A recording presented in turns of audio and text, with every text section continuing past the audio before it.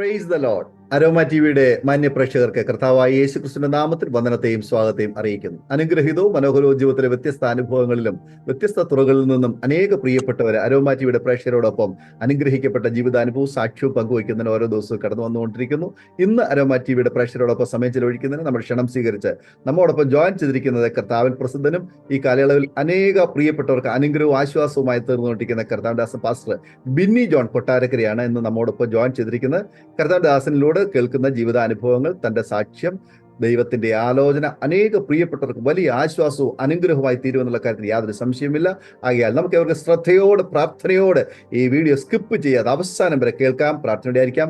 കർത്താവ്ദാസൻ pastor Binny John കൊട്ടാരക്കരയെ തികഞ്ഞ സ്നേഹത്തോടും ആദരവോടും കൂടി അരോമ ടിവിയിലെ പ്രേക്ഷകരോടൊപ്പം സമയം ചെലവഴിക്കുന്നതിന് ഞങ്ങൾ സ്വാഗതം ചെയ്തോളൂ. പ്രൈസ് ലോർഡ് പാസ്റ്ററേ. Praise lord. Praise lord. Praise lord. കർത്താവിന്റെ ദാസനെ അരോമ ടിവിയുടെ പ്രേക്ഷകരോടൊപ്പം പരിചയപ്പെടുത്താൻ ഞങ്ങൾക്ക് വളരെ സന്തോഷമുണ്ട്. കർത്താവിന്റെ ദാസനെ ഒന്ന് പരിചയപ്പെടുത്താമോ? കൊട്ടാരക്കര എവിടെ നിന്നാണ് ജോയിൻ ചെയ്തിരിക്കുന്നത്? വീട്ടിൽ ആരൊക്കെയുണ്ട്? കൊട്ടാരക്കരയിൽ ഓടനാവട്ടം എന്ന സ്ഥലത്ത് നിന്നാണ് ഞാൻ ജോയിൻ ചെയ്തിരിക്കുന്നത്.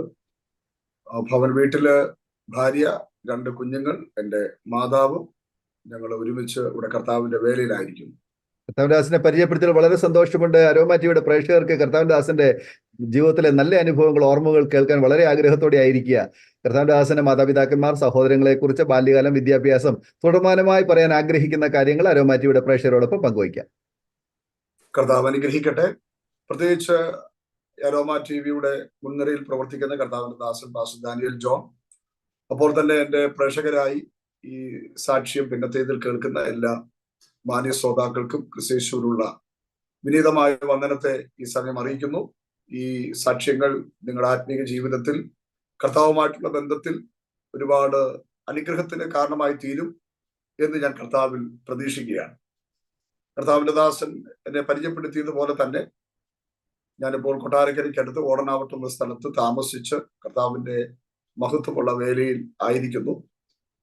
ഏകദേശം 20 വർഷത്തോളം കഴിഞ്ഞു കർത്താവിന്റെ വേലയോടുള്ള ബന്ധത്തിലായിത്തീരുവാൻ പരിശുദ്ധാത്മാവ് എനിക്ക് അവസരങ്ങളെ തന്നിട്ട്. ഞാൻ ജനിച്ചു വളർന്നത് കർത്താവിന്റെ വേലയ്ക്ക് വളരെ ശക്തമായി പ്രയോജനപ്പെടുന്ന ഒരു കർത്താവിന്റെ ദാസന്റെ, ഒരു അഭിഷക്തന്റെ മകനായിട്ടുണ്ട്, ദൈവദാസന്റെ മകനായിട്ടാണ് ജനിച്ച് വളർത്തപ്പെടുവാൻ കർത്താവ് എനിക്ക് അവസരം നൽകിയത്. എൻ്റെ സ്വന്തം സ്ഥലം കൊട്ടാരക്കരയ്ക്കടുത്ത് തന്നെ നെല്ലിക്കുന്നം എന്ന് പറയുന്ന ഒരു ചെറിയ ഗ്രാമത്തിൽ ജനിക്കുവാൻ കർത്താവ് അവസരങ്ങളെ ഒരുക്കി തന്നു. എൻ്റെ പിതാവ് ഒരു ഹൈന്ദവ നായർ കുടുംബത്തിൽ നിന്ന് കർത്താവിനെ വളരെ വർഷങ്ങൾക്ക് മുമ്പ് കണ്ടുമുട്ടുവാൻ പരിശുദ്ധാത്മാവ് ഇടയാക്കി. എൻ്റെ സാക്ഷ്യത്തിൽ എൻ്റെ പിതാവിൻ്റെ സാക്ഷി 1-2 വാക്കുകൾ പറയാതെ പോയാൽ എൻ്റെ സാക്ഷ്യം പൂർത്തീകരിക്കപ്പെടുകയില്ല. എൻ്റെ പിതാവിൻ്റെ സ്വന്തം സ്ഥലം കന്യാകുമാരി ഡിസ്ട്രിക്റ്റിൽ മാർത്താണ്ഡം എന്ന് പറയുന്ന ഒരു സ്ഥലത്തായിരുന്നു. തികഞ്ഞ ഹൈന്ദവ ഭക്തനായി ജീവിച്ച ആ മനുഷ്യൻ താൻ അന്ന് വിശ്വസിച്ച വിശ്വാസ പ്രമാണങ്ങളിൽ ഏറ്റവും കരുത്തോടെ ആചാരാനുഷ്ഠാനങ്ങളിലൊക്കെ തുടരുന്ന ആ ഒരു സാഹചര്യത്തിൽ വളരെ അനുഗ്രഹിക്കപ്പെട്ട വിദ്യാസമ്പന്നതയും ആ കാലഘട്ടത്തിലുള്ള സാമ്പത്തിക മേഖലകളിൽ ഒട്ടും കുറവല്ലാത്ത നിലവാരങ്ങളിൽ ജീവിച്ചു വന്ന സാഹചര്യത്തിന് നടുവിൽ താനൊരു മാനസിക പ്രയാസത്തിലൂടെ കടന്നു പോകേണ്ടി വന്നു. അമിതമായ മദ്യപാനത്തിന്റെയും മയക്കുമരുന്നിന്റെയും ആസക്തി നിമിത്തം തനിക്ക് ഒരു മെന്റൽ ഡിപ്രഷൻ ഉണ്ടായി. താൻ ഇന്ന് മെക്കാനിക്കൽ എഞ്ചിനീയറായിട്ട് ജോലി ചെയ്യുകയായിരുന്നു. തന്നെ അങ്ങനെ ജോലിയിൽ നിന്ന് അവർ ട്രീറ്റ്മെന്റിന് വേണ്ടി ട്രിവാൻഡ്രത്തുള്ള ഊളംപാറ മെന്റൽ ഹോസ്പിറ്റലിലേക്ക് കൊണ്ടുവരികയും ആ ട്രീറ്റ്മെന്റുകളൊന്നും വിജയിക്കാതെ വീട്ടിൽ കൊണ്ടുവന്ന് മന്ത്രവാദങ്ങൾ, പൂജകൾ, അങ്ങനെയുള്ള കാര്യങ്ങളൊക്കെ ചെയ്ത് അവർ അദ്ദേഹത്തെ രക്ഷപ്പെടുത്തുവാൻ ശ്രമിച്ചെങ്കിലും അതെല്ലാം പരാജയപ്പെട്ട് മുഴുഭ്രാന്തനായി വീട്ടിൽ മാതാപിതാക്കളെ ഉപദ്രവിക്കുന്നവനായി അദ്ദേഹം മാറി. തുടർന്ന് മാർത്താണ്ഡം തെരുവീതിയിൽ ഏകദേശം 1.5 മാസക്കാലം മാനസിക രോഗിയായി തെരുവീതികൾ കിടന്നുറങ്ങുന്ന ഒരു സാഹചര്യത്തിലൂടെ താൻ മാറ്റപ്പെട്ടു. അവിടെ ഒരു സാധുവായ സുവിശേഷകൻ എൻ്റെ പിതാവിന് ഒരു ഹോട്ടലിന്റെ പുറകിൽ നിന്ന് കണ്ടുമുട്ടി. ദൈവം തനിക്ക് കൊടുത്ത നിയോഗം, ഈ മനുഷ്യനെ കൊണ്ടുപോയി പ്രാർത്ഥിക്കും, ഞാൻ സൗഖ്യമാക്കാം എന്ന് തൻ്റെ ഉള്ളിൽ ദൈവാത്മാ പറഞ്ഞ നിയോഗം ഏറ്റെടുത്താണ് എൻ്റെ പിതാവിനെ അദ്ദേഹം കൊണ്ടുപോയി. ഏകദേശം 6 മാസങ്ങൾ തൻ്റെ സംരക്ഷണത്തിൽ എൻ്റെ പിതാവിനെ അദ്ദേഹം ശുശ്രൂഷിച്ച് പ്രാർത്ഥിക്കുവാനിടയായതിന് അനന്തരം പ്രത്യേകമായൊരു പ്രാർത്ഥന വീട്ടിൽ തൻ്റെ ആ മുറിയിൽ ആ ദൈവദാസന്റെ ഭവനത്തിൽ നടക്കുമ്പോൾ എന്റെ പിതാവ് ഇതുവരെയും ജീവിതത്തിൽ കണ്ടിട്ടില്ലാത്തൊരു കാഴ്ച അന്ന് കണ്ടു. ഒരു വലിയ പ്രകാശഗോളത്തിൽ 2 മരം ക്രോസായി അടിച്ചിരിക്കുന്നു. അതിൽ ആരോ മരിച്ചു കിടക്കുന്നു. ഞാൻ ഇങ്ങനെ പറയുന്നത് അദ്ദേഹത്തിന് അത് അറിയത്തില്ലായിരുന്നു അന്ന് അത് ക്രൂശാണ്, യേശുവാണെന്നൊന്നും. ആ മരിച്ചു കിടക്കുന്ന വ്യക്തിയുടെ തലയിൽ നിന്ന് ഒരു തുള്ളി രക്തം എന്റെ പിതാവിന് നേരെ കടന്നു വരികയും തന്റെ തലഭാഗത്തേക്ക് അത് വീഴുകയും അലറിക്കരഞ്ഞ് ചാടി എഴുന്നേറ്റ് എനിക്ക് സൗഖ്യമായി എന്ന് ഉറക്കെ കരയുകയും ചെയ്തു. കൂടിയിരുന്നവർ ഭയപ്പെട്ടു. ഇദ്ദേഹത്തിന്റെ ഭ്രാന്ത് മൂത്തതാണെന്ന് ചിന്തിച്ച് അവർ പിടിക്കാൻ ശ്രമിച്ചപ്പോൾ പറഞ്ഞില്ല, എനിക്ക് സൗഖ്യമായി. ഞാനൊരു കാഴ്ച കണ്ടു. അടുത്തിരുന്നവർ ചോദിച്ചു, നീ എന്ത് കാഴ്ചയാണ് കണ്ടത്? എന്റെ പിതാവ് കണ്ട കാഴ്ച അവരോട് അറിയിച്ചു. കേട്ടിരുന്നവർക്ക് മനസ്സിലായി, കർത്താവായ യേശു ക്രിസ്തുവിന്റെ ക്രൂശമരണത്തിലൂടെ ലഭിക്കപ്പെട്ട സൗഖ്യം കൃഷ്ണദാസ് എന്നറിയപ്പെട്ട കൃഷ്ണകുമാറിന് കർത്താവ് കൊടുത്തിരിക്കുന്നു എന്ന് അവർക്ക് മനസ്സിലായി. എന്റെ പിതാവിനോട് കാര്യങ്ങൾ പറഞ്ഞ് അവതരിപ്പിച്ചു. അങ്ങനെ എന്റെ പിതാവ് യേശുവിനെ സ്വന്തം രക്ഷിതാവായി സ്വീകരിച്ചു. അങ്ങനെ തന്റെ ഭവനക്കാർ അറിഞ്ഞു, കൃഷ്ണകുമാർ ക്രിസ്ത്യാനിയായി മാറിക്കഴിഞ്ഞു. ആരോ തനിക്ക് വേണ്ടി പ്രാർത്ഥിച്ചു, തനിക്ക് ഇങ്ങനെ സൗഖ്യമായി. അങ്ങനെ എന്റെ പിതാവിനെ അവർ തിരിച്ച് വീട്ടിലേക്ക് കൊണ്ടുപോയി. എന്റെ പിതാവിനോട് പറഞ്ഞു, നീയാണ് ഈ ഭവനത്തിൽ ആണുങ്ങളിൽ മൂത്ത മകൻ, അതുകൊണ്ട് നമ്മുടെ ആചാരപ്രകാരം ഈ കുടുംബത്തിന്റെ സകല കർമാദികളും നീയാണ് നിർവഹിക്കേണ്ടത്. ഒരിക്കലും ഒരു ക്രിസ്ത്യാനിയായി മാറുക എന്നത് ഞങ്ങൾക്ക് ചിന്തിക്കാൻ പോലും കഴിയത്തില്ല. 50 വർഷങ്ങൾക്ക് മുമ്പുള്ള സംഭവമാണ് ഞാൻ പറയുന്നത്.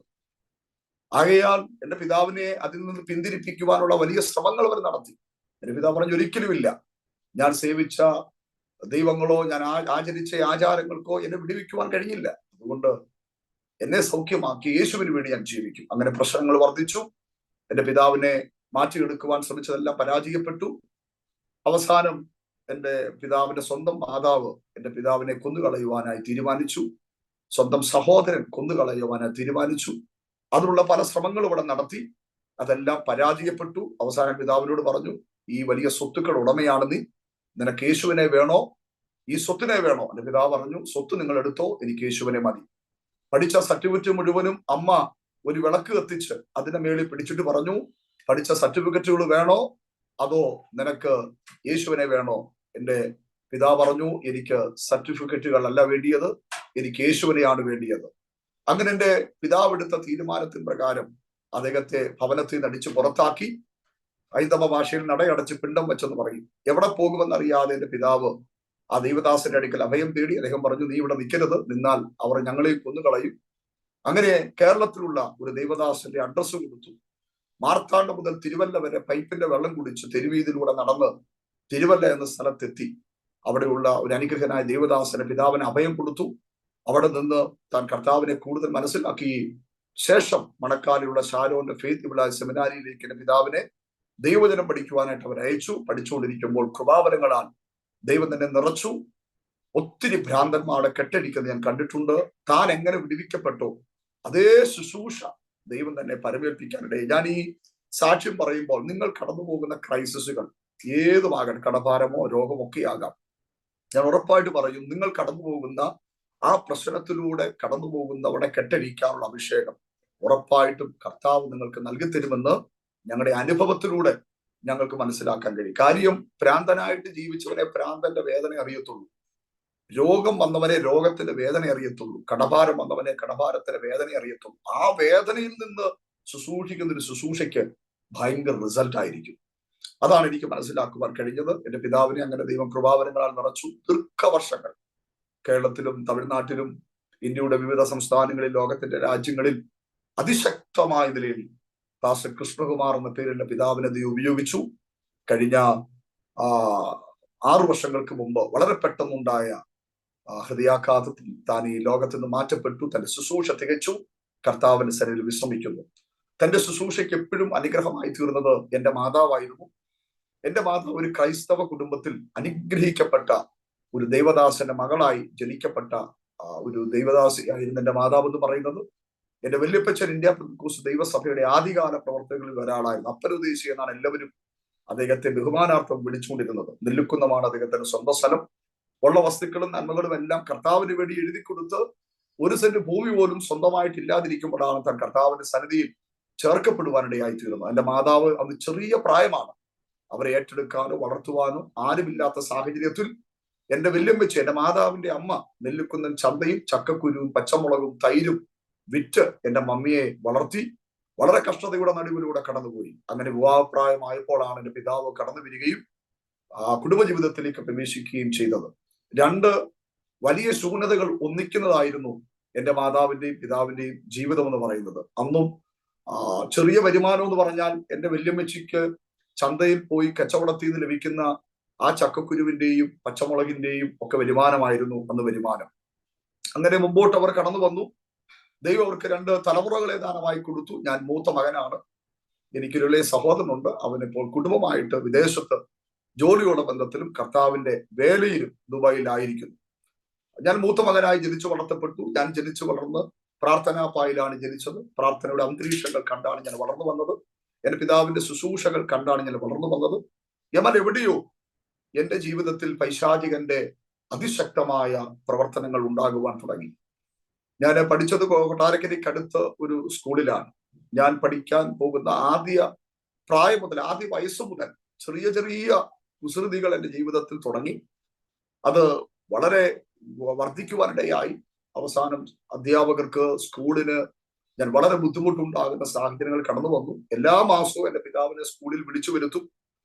എന്നിട്ട് ഞാൻ ചെയ്യുന്ന കാര്യങ്ങൾ സ്കൂൾ അധ്യാപകർ പറയും. എൻ്റെ പിതാവിന് അത് വളരെ ബുദ്ധിമുട്ടായിരുന്നു. കാരണം താൻ അത് കർത്താവിനാൽ ഉപയോഗിക്കപ്പെട്ടുകൊണ്ടിരിക്കുന്ന ഒരു സമയമായിരുന്നു. അങ്ങനെ എൻ്റെ പഠനമൊക്കെ അത്ര നല്ല നിലകളിലല്ല മുൻപോട്ട് കടന്നുപോയത്. ഏകദേശം 10ാം ക്ലാസ് ഒക്കെ കഴിഞ്ഞു. ഞാൻ പ്രീ ഡിഗ്രിക്ക് ജോയിൻ ചെയ്തതോടുകൂടെ എൻ്റെ വഴികൾ തികച്ചും കൈവിട്ടു പോകുന്ന ഒരു സാഹചര്യത്തിലേക്ക് കടന്നു വന്നു. എല്ലാം ഒന്നും വിശദീകരിക്കുവാൻ സമയം പോരാ എന്നതുകൊണ്ട് ഞാൻ ആ നിലയിൽ കടന്നു പോകുന്നില്ല. ഒരിക്കലും ഒരു ദൈവദാസന്റെ മകൻ ചെന്നെത്തിക്കൂടാത്ത സ്ഥാനത്തെല്ലാം എനിക്ക് കടന്നു പോകേണ്ട ഒരു സാഹചര്യം കടന്നു വന്നു. അങ്ങനെ ഞാൻ സമൂഹത്തിൽ, ദേശത്തിൽ, ഞാനൊന്ന് ഉൾപ്പെട്ടു നിന്ന സഭയിൽ എല്ലായിടത്തും ഞാനൊരു അപമാന വിഷയമായി തീർന്നു. പ്രീ ഡിഗ്രി വിദ്യാഭ്യാസം എങ്ങനെയൊക്കെയോ ഞാൻ പൂർത്തീകരിച്ചു. വീട്ടുകാരുടെ നിർബന്ധത്തിന് വഴങ്ങി ഞാൻ ഡിഗ്രിക്ക് ജോയിൻ ചെയ്തു. പക്ഷെ ആ ഒരു വർഷം ഞാൻ ക്ലാസ്സിലല്ല പൊയ്ക്കൊണ്ടിരുന്നത്. എൻ്റെ പോക്കൊക്കെ മറ്റു ചില മേഖലകളിലായിരുന്നു. അങ്ങനെ വീട്ടിൽ സമാധാനമില്ലാത്തൊരു അന്തരീക്ഷം എന്നിലൂടെ കടന്നു വന്നു. എൻ്റെ മാതാവ് ഇന്നും എന്നെ ഓർത്ത് കരയുന്നവനായിരുന്നു. ഞാൻ രാത്രിയിലൊക്കെ കയറി വരുന്ന സമയമൊക്കെ എൻ്റെ വീട്ടുകാർക്ക് ഉൾക്കൊള്ളാൻ പറ്റിയില്ല. വീടിന്റെ ഷെയ്ഡിലൊക്കെ വന്നാണ് രാത്രികളിൽ കിടക്കുന്നത്. എൻ്റെ പിതാവ് വന്ന് എന്നെ ഉപദേശിച്ചു നോക്കിയിട്ട് നന്നാവാത്തത് കൊണ്ട് എന്നെ ശരിക്കും ഉപദ്രവിക്കുവാനായി തുടങ്ങി. 2 കരങ്ങളും ജനലിന്റെ പാളിയിൽ കെട്ടിയിട്ട് ബെൽറ്റ് ഉപയോഗിച്ച് നന്നായിട്ട് അടിച്ച് എന്നെ നേരെയാക്കാൻ നോക്കി. പക്ഷെ അതിലൊന്നും എനിക്കൊരു മാറ്റം ഉണ്ടായില്ല. വാശിയാണ് എനിക്ക് ഉണ്ടായത്. അവസാനമായിട്ട് എൻ്റെ പിതാവ് എന്നെ ഉപദ്രവിക്കുന്നത് ഒരുപക്ഷെ അങ്ങനെ ഒരു പിതാവ് ചെയ്യാൻ പാടുണ്ടോ എന്ന് ഞാൻ പലപ്പോഴും ചിന്തിച്ചിട്ടുണ്ട്.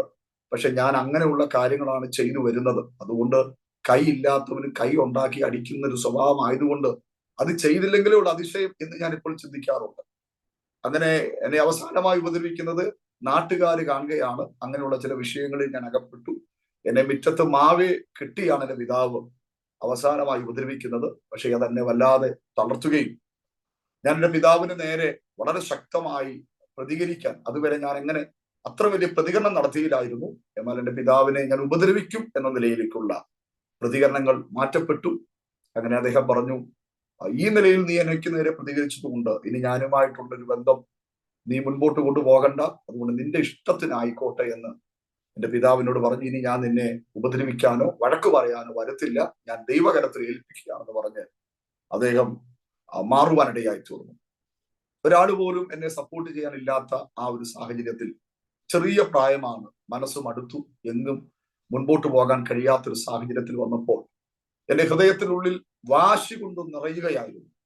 പ്രത്യേകിച്ച് ദൈവദാസന്മാരോട്, പെന്തക്കോസുകാരോട്, എൻ്റെ കുടുംബത്തോടൊക്കെ ഒത്തിരി വാശി എനിക്കുണ്ടായിരുന്നു. കാരണം എൻ്റെ ചെറിയ പ്രായത്തിലൊക്കെ ദൈവമക്കൾ എന്ന് പറഞ്ഞവരുടെ ജീവിതത്തിൽ കണ്ട പല പരാജയങ്ങൾ, എന്നിട്ട് അവരുടെ ജീവിതത്തിൽ ദൈവത്തിന്റെ ഭാഗത്ത് നിന്ന് ഒരു ശിക്ഷയും വരാതിരിക്കുന്നത് എന്നെ പിന്മാറ്റത്തിന്റെ ആഴങ്ങളിലേക്ക് കൊണ്ടുപോകാൻ കാരണമായി. ഞാനിങ്ങനെ ചിന്തിച്ചു, ദൈവം ഉണ്ടെന്ന് പറയുന്നു, പാപം ചെയ്താൽ ദൈവം ചോദിക്കുമെന്ന് പറയുന്നു, പക്ഷെ ഇവരൊക്കെ എന്താ ദൈവം ചോദിക്കാത്ത?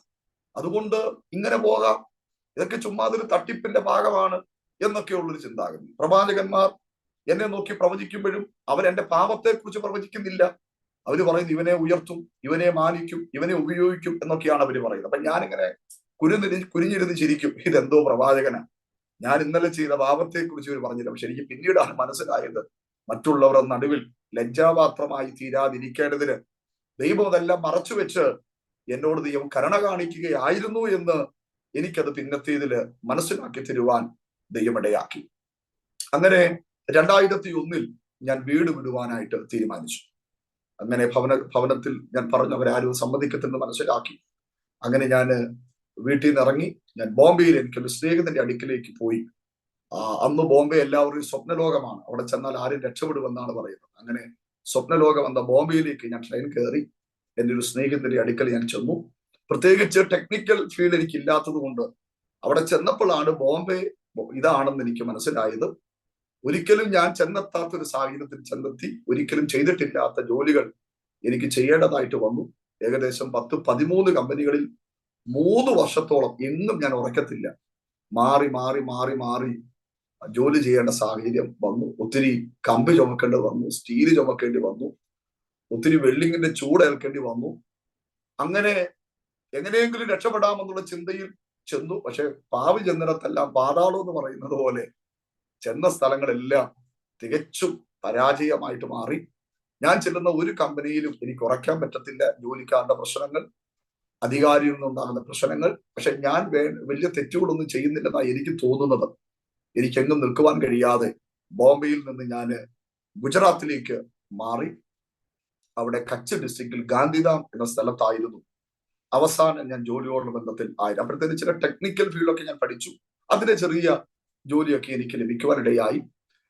ഞാൻ താമസിക്കുന്ന റൂമിൽ എൻ്റെ കൂടെയുള്ള സുഹൃത്തുക്കൾ ആരും തന്നെ ക്രിസ്ത്യാനികളായിരുന്നില്ല, അവരെല്ലാവരും ഹൈന്ദവരായിരുന്നു. പക്ഷെ ഒരിക്കൽ പോലും ഞാനൊരു ക്രിസ്ത്യാനിയാണെന്ന് അവർക്കറിയാം, ഒരു പെന്തക്കോസുകാരനാണെന്ന് ഞാൻ വെളിപ്പെടുത്തിയില്ല. ഒരിക്കലും ഒരു പാസ്റ്റർ മകനാണ് ഒട്ടും ഞാൻ വെളിപ്പെടുത്തിയില്ല. കാര്യം എനിക്കത് പറയുന്നത് പുച്ഛമായിരുന്നു. 2, ഞാനത് പറഞ്ഞാൽ അവരെ പോലെ എനിക്ക് ആകാനും പറ്റില്ലായിരുന്നു. അതുകൊണ്ട് അതൊന്നും ഞാൻ വെളിപ്പെടുത്താതെ അവിടെ ജീവിച്ചു. അവസാനം അവിടെ നിൽക്കാൻ കഴിയാത്ത സിറ്റുവേഷൻ എന്റെ മുമ്പിൽ കടന്നു വന്നു. ഒരുപാട് പ്രതിസന്ധിക്കകത്ത്, കുരുക്കിനകത്തൊക്കെ ഞാൻ അകപ്പെട്ടു. അങ്ങനെ ചിലർ അവരെന്നെ കൊല്ലുവാനായിട്ട് അവരുടെ ശ്രമം നടത്തി. അതെല്ലാം പരാജയപ്പെട്ടു. മാനസികമായിട്ട് ഞാൻ വളരെ തകർച്ചയിലേക്ക്, ഡിപ്രഷൻ മൈൻഡിലേക്ക് ഞാനും എൻ്റെ പിതാവിനെ പോലെ മാറ്റപ്പെടുന്നതായിട്ട് എനിക്ക് തോന്നി. അങ്ങനെ ഞാൻ തീരുമാനിച്ചു, ഇനി ഈ ജീവിതം വെച്ചോണ്ടിരുന്നിട്ട് കാര്യമില്ല. നാട്ടുകാർക്ക് വേണ്ട, വീട്ടുകാർക്ക് വേണ്ട, കുടുംബക്കാർക്ക് വേണ്ട. അതുകൊണ്ട് ഈ ജീവിതം അവസാനിപ്പിക്കണമെന്ന് ഞാൻ എൻ്റെ ഹൃദയത്തിൽ താല്പര്യം പ്രകടിപ്പിച്ചു. ഞാൻ അതിനുവേണ്ടി കണ്ടെത്തിയത് റെയിൽവേ ട്രാക്കായി. ആരും അറിഞ്ഞില്ല, ആർക്കും അറിയത്തുമില്ല. അതെന്റെ പിതാവ് തമിഴ്നാട്ടിൽ എവിടെയോ പ്രസംഗിക്കുകയാണ്. എന്നാൽ താൻ പ്രസംഗിക്കുമ്പോൾ ദൈവം തന്റെ ഹൃദയത്തിൽ പറഞ്ഞു, നിന്നെ തലകുനിപ്പിക്കുവാൻ പിശാച് എവിടെയോ ശ്രമം നടത്തുന്നുണ്ട്, നീ ശക്തമായി പ്രാർത്ഥിക്കുവാൻ പറഞ്ഞു. അദ്ദേഹത്തിന് അറിയത്തില്ല തന്റെ മകൻ ആത്മഹത്യക്ക് പോവുകയാണെന്ന്. എന്നാൽ നിയോഗം ഏറ്റെടുത്ത് താൻ പ്രാർത്ഥിച്ചപ്പോൾ വെളിപ്പെട്ട വിടുതൽ എവിടെയായിരുന്നു എന്ന് ചോദിച്ചാൽ കിലോമീറ്ററുകൾക്കപ്പുറം. ഞാൻ ദൈവസാന്നിധ്യത്തിലാണ് കരയുന്നത്, സാക്ഷ്യം പറഞ്ഞുകൊണ്ടല്ല. ഒരു ദൈവ സാന്നിധ്യം എൻ്റെ മേൽ വ്യാപരിക്കുന്നുണ്ട്. കിലോമീറ്ററുകൾക്കപ്പുറം ആരും അറിയാതെ മരിക്കാൻ ആഗ്രഹിച്ച എൻ്റെ മേൽ ദൈവത്തിന്റെ കരം വെളിപ്പെട്ടു. ഞാന് മരണത്തിലേക്ക് നീങ്ങുവാൻ റെയിൽവേ ട്രാക്ക് വരെ ചെന്നു. പക്ഷെ എനിക്ക് ഭീതി കൊണ്ട് എനിക്ക് ആ കാര്യം തുടരാൻ പറ്റിയില്ല. ഞാൻ മരണം ചിന്ത ഉപേക്ഷിച്ചു. മരണചിന്ത ഉപേക്ഷിച്ചില്ല, തൽക്കാലം ഞാനത് ഉപേക്ഷിച്ചു. തിരിച്ച് ഞാനൊരു റൂമിൽ കടന്നു വന്നു. പക്ഷെ എനിക്ക് അവിടെ നിൽക്കുവാൻ, തുടരാൻ പറ്റുന്ന ഒരു അന്തരീക്ഷമായിരുന്നില്ല. ഞാൻ അവിടുന്ന് ട്രെയിൻ കയറി വീണ്ടും ബോംബെയിലെത്തി. അവിടെ അമർനാഥ് എന്ന സ്ഥലത്ത് ഒരു IPC സഭയിൽ ഞാൻ പോകുമായിരുന്നു. ഞാൻ ആ സഭയിൽ ചെന്നു. അവിടെയുള്ള ദൈവദാസൻ എന്നെ കണ്ടപ്പോഴേ പറഞ്ഞു, ബിന്നി ജോണെ, ദൈവം നിന്നെ സ്നേഹിക്കുന്നുണ്ട്, നിന്നെ കുറിച്ച് ദൈവത്തിന് വലിയ പദ്ധതിയുണ്ട്, നീ ദൈവത്തിന്റെ നാമത്തിലൂടെ സമർപ്പിക്കണം. ഒരിക്കലും ഞാൻ അത് അംഗീകരിക്കാൻ താല്പര്യപ്പെട്ടില്ല. ഞാൻ പറഞ്ഞു, ഓക്കെ മാസ്റ്റർ, ആലോചിക്കാം എന്ന് പറഞ്ഞു. അവിടെ ആ ചർച്ചിലുള്ളൊരു ഫാമിലിയുടെ വീട്ടിൽ അന്ന് ഉപവാസ പ്രാർത്ഥന അടുത്ത ദിവസം നടക്കുക. എന്നെ അവർ ക്ഷണിച്ചു. കാരണം ഞാൻ അവിടെ ഒറ്റയ്ക്ക് താമസിക്കുന്നതുകൊണ്ടും ഫുഡൊക്കെ തരാൻ വേണ്ടിയാണ് എന്നെ അവർ യഥാർത്ഥത്തിൽ ക്ഷണിച്ചത്. ഞാൻ രാവിലെ അവിടെ ചെന്നു. നെയ്യാറ്റിൻകര എന്നൊരു ദൈവദാസനാണ് വന്നിരിക്കുന്നത്, പേര് ഞാൻ ഓർക്കുന്നില്ല. എനിക്ക് അദ്ദേഹത്തിന്റെ പ്രസംഗവും ശുശ്രൂഷ ഇഷ്ടപ്പെട്ടില്ല, വൈകിട്ട് പോകുന്നില്ലെന്ന് തീരുമാനിച്ചു. എന്നാൽ ആ വീട്ടുകാർ വീണ്ടും എന്നെ നിർബന്ധിച്ചു. അവിടുത്തെ മോനെ പറഞ്ഞിട്ട് എന്നെ എടുത്തുകൊണ്ട് വൈകിട്ടത്തെ മീറ്റിങ്ങിന് ചെന്നു. ഞാൻ അവിടെ ഇരിക്കുകയാണ്. ആ ദൈവദാസൻ എഴുന്നേറ്റു. അദ്ദേഹം ഇൻട്രൊഡക്ഷൻ പറയുന്നതിന് മുമ്പേ ഓടി എന്റെ അടുത്ത് വന്ന് എന്റെ തലയിലേക്ക് കൈവച്ചിട്ട് ഇന്നലെ വരെ എന്തൊക്കെ സംഭവിച്ചോ അതെല്ലാം പ്രവചനാത്മാവിൽ താൻ പറയാൻ തുടങ്ങി. ഇന്നലെ വരെ ഞാൻ മരിക്കാൻ പോയ കാര്യങ്ങളും എല്ലാം അദ്ദേഹം പറഞ്ഞു. എന്നിട്ട് എന്നോട് ഇങ്ങനെ പറഞ്ഞു, നീ ഇന്ന് കർത്താവിന് വേണ്ടി സമർപ്പിച്ചില്ലെങ്കിൽ ഞാൻ നിനക്ക് ചില മാസങ്ങൾ കൂടെ മാത്രമേ തരത്തുള്ളൂ, അത് കഴിഞ്ഞ് ഞാൻ നിന്നെ ഈ ഭൂമിയിൽ നിന്ന് മാറ്റും എന്നുള്ളൊരു ധ്വനിയിലായിരുന്നു ആ പ്രവചന ശബ്ദം വെളിപ്പെട്ടു വന്നത്. ഒരിക്കലും കുലുങ്ങാത്ത ഞാൻ ആ ദൂതന്റെ മുമ്പിൽ കുലുങ്ങി, ചെറുതായിട്ടൊന്ന് കുലുങ്ങി. എവിടെയോ ഒരാട്ടം. ഞാൻ അവിടെ നിന്ന് ഇങ്ങനെ പറഞ്ഞു, എന്തായാലും ഇവിടം വരായി. കർത്താവേ, നീ ജീവിക്കുന്ന ദൈവമാണെങ്കിൽ, എന്നെ നിനക്ക് ഉപയോഗമുണ്ടെങ്കിൽ, എന്റെ പിതാവിന്റെ മുറിയിൽ നേരിട്ടിറങ്ങിയതുപോലെ നീ എന്നോട് നേരിട്ട് സംസാരിക്കണം. അങ്ങനെയാണെങ്കിൽ ഞാൻ എന്തിനും തയ്യാറാണ്. അന്ന് ഞാൻ തിരിച്ച് റൂമിൽ ചെന്നു. രാത്രി 12 മണി കഴിഞ്ഞപ്പോൾ എന്റെ ശരീരം അതിശക്തമായ ചൂടുകൊണ്ട് ഞാൻ വേർക്കാൻ തുടങ്ങി. പെട്ടെന്ന് എന്റെ ഹൃദയത്തിനകത്ത് ആരോ സംസാരിക്കുന്നതായിട്ട് എനിക്ക് ബോധ്യപ്പെട്ടു. യിരെമ്യാ പ്രവചനം എടുക്കുവാൻ എന്നോട് ആരോ പറയുകയാണ്. ഞാൻ വേദപുസ്തകം തപ്പി യിരെമ്യാ പ്രവചന പുസ്തകം എടുത്തു. 1-ാമത്തെ അധ്യായത്തിലേക്ക് വരാൻ എന്നെ ആരെ നിയോഗിക്കുന്നു. 1-ാം അധ്യായം വായിക്കാൻ തുടങ്ങിയപ്പോൾ യിരെമ്യാ പ്രവാചകനോട് ദൈവം പറഞ്ഞു, ബാലൻ എന്ന് പറയരുത്, നിർമൂലമാക്കാൻ, പൊളിക്കുവാൻ, തകർക്കാൻ, പണിയുവാൻ ഞാൻ നിന്നെ ജാതികൾക്ക് പ്രവാചകനായി നിയമിച്ചിരിക്കുന്നു. ഇത് ഞാൻ വായിക്കുമ്പോൾ എന്നോട് ആരോ സംസാരിക്കുന്നതായിട്ട് എനിക്ക് തോന്നുകയാണ്. ദൈവശബ്ദം എന്നൊക്കെ പറഞ്ഞാൽ ഇങ്ങനെയുണ്ടോ? അസാധാരണമായ ആ വചനങ്ങൾ എന്നോട് സംസാരിക്കുന്നതായിട്ട് എനിക്ക് ശക്തമായി മനസ്സിലാക്കി. അന്ന് ആ രാത്രി 12 മണി കഴിയുന്ന സമയത്ത് ഞാൻ കർത്താവിന് മുമ്പിൽ സറണ്ടർ ചെയ്തു. ഞാൻ ദൈവസന്നിധിയിൽ എന്റെ മുഴങ്കാലുകളെ മടക്കി. ഞാൻ കർത്താവിനോട് പറഞ്ഞു, കർത്താവേ, ഇനി ജീവിക്കുന്നെങ്കിൽ ക്രിസ്തുവിന്, മരിക്കുന്നെങ്കിൽ ക്രിസ്തുവിന്. പ്രിയരെ, ഞാൻ അതൊക്കെ പറഞ്ഞ് കിടന്നുറങ്ങി. എനിക്ക് വിശ്വസിക്കാൻ പറ്റാത്തൊരു കാര്യം, ഞാൻ രാവിലെ എഴുന്നേൽക്കുമ്പോൾ വേറൊരു മനുഷ്യനായിട്ടാണ് എഴുന്നേൽക്കുന്നത്. വേറൊരു ചിന്ത, വേറൊരു ബുദ്ധി, വേറൊരു ആശയം. എനിക്കെന്തോ വലിയ മാറ്റങ്ങൾ സംഭവിച്ചു.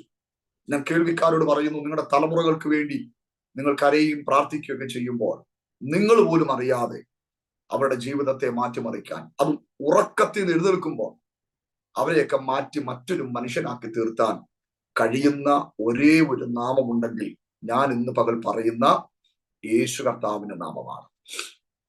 പക്ഷെ അതിന്റെ പിൻപിൽ എന്റെ മാതാവിന്റെ കണ്ണുനീരുണ്ട്, എന്റെ പിതാവിന്റെ കണ്ണുനീരുണ്ട്. നിങ്ങളുടെ കുഞ്ഞുങ്ങൾക്ക് വേണ്ടി മറ്റൊന്നും ചെയ്യാൻ നിങ്ങൾക്ക് പറ്റിയില്ലെങ്കിലും ഒരു തുള്ളി കണ്ണുനീരെങ്കിലും നിങ്ങളുടെ തലവരുടെ പേരിൽ നിങ്ങൾ ഒഴുക്കിയിട്ടുണ്ടെങ്കിൽ അനുഭവത്തിൽ നിന്ന് പറയാം, അതിന് ഫലമുണ്ട്. എവിടെ പോയാലും ദൈവം മടക്കിക്കൊണ്ടുവരും. വേണ്ടെന്ന് പറഞ്ഞ പുസ്തകം എടുക്കും. ഒന്ന് കർത്താവിന്റെ വേലയ്ക്ക് വേണ്ടി നിന്റെ തലമുറയെ ദൈവം പ്രയോജനപ്പെടുത്തുകയും ചെയ്യും. മാതാപിതാക്കളുടെ കണ്ണുനീരിന് വളരെ ശക്തിയുണ്ട് എന്നതിന് ഏറ്റവും വലിയ തെളിവാണ് എന്റെ ജീവിതം.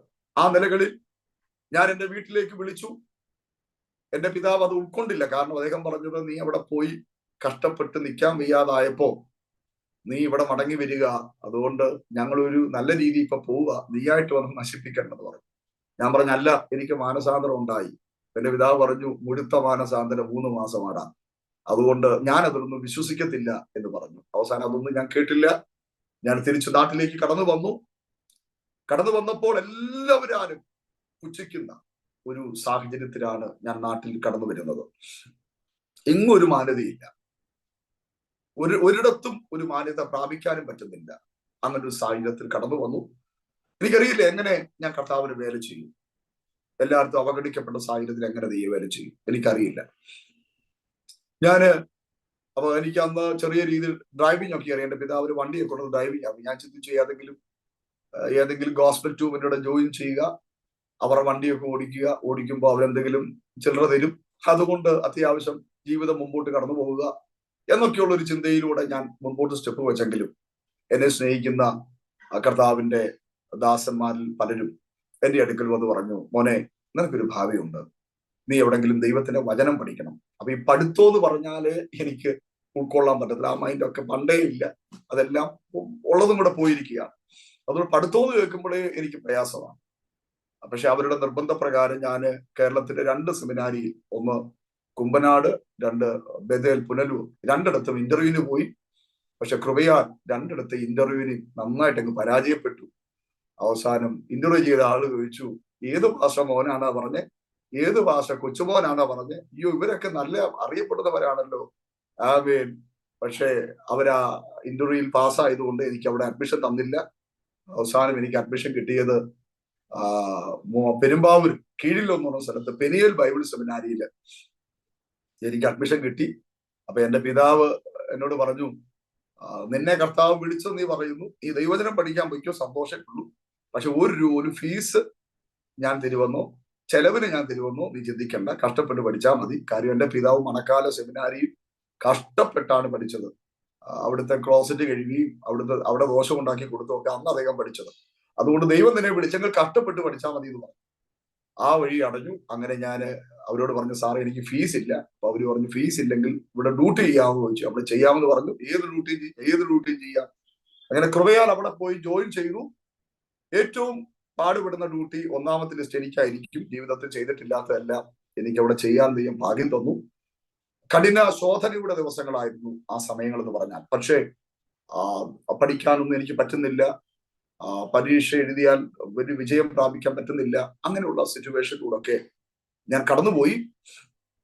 എന്നാൽ ആ പഠനം ഞാൻ മുൻപോട്ട് കടന്നു പോകുമ്പോൾ ചില മാസങ്ങൾ കഴിഞ്ഞപ്പോൾ അപ്രതീക്ഷിതമായിട്ട് എന്റെ ജീവിതത്തിൽ അവിടെ സീനിയർ ആയിരിക്കുന്ന ഒരു പ്രാർത്ഥനാ മനുഷ്യനെ കർത്താവ് എനിക്ക് വേണ്ടി കണക്ട് ചെയ്തു തന്നു. അങ്ങനെ ഞങ്ങൾ ഒരുമിച്ച് സെമിനാരിയുടെ ചാപ്പലുകളിൽ രാത്രികളിൽ പോയിരുന്ന് പ്രാർത്ഥിക്കുവാൻ ആരംഭിച്ചു.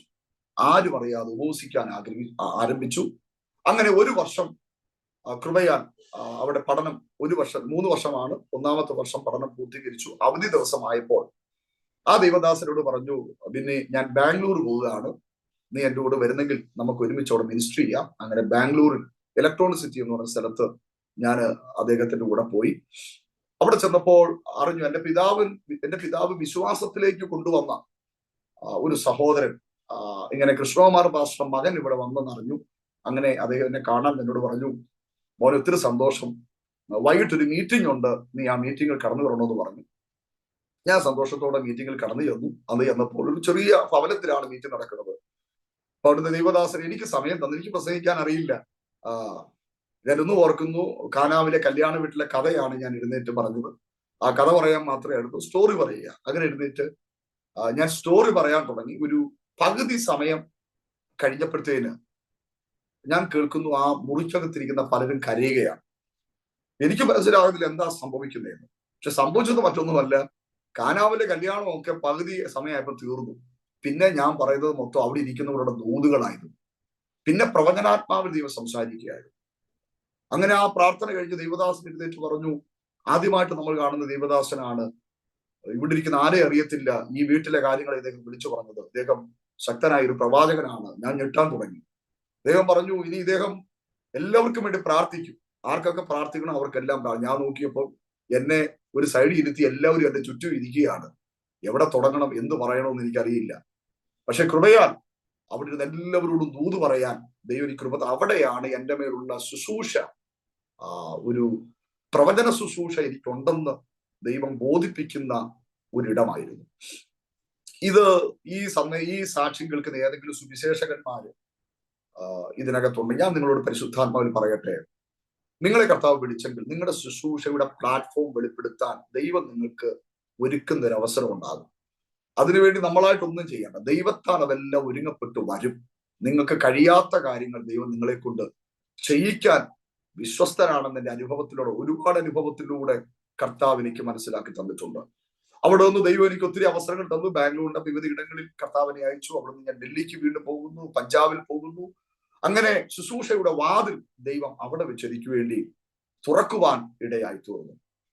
അപ്പോൾ പൊതു ശുശ്രൂഷ എന്നൊരു തലത്തിലേക്ക് ദൈവം എന്നെ കൊണ്ടുവന്നു. പക്ഷെ പഠനവും ശുശ്രൂഷയും ആ സെമിനാരിൽ അനുവദനീയമല്ല എന്നവരെന്നെ അറിയിച്ചു. എന്നാൽ എനിക്ക് ഈ ശുശ്രൂഷയും കൂടെ കൊണ്ടുപോകാനായിരുന്നു നിയോഗം. അങ്ങനെ പഠിത്തം കളയാനും എനിക്ക് നിയോഗമില്ല.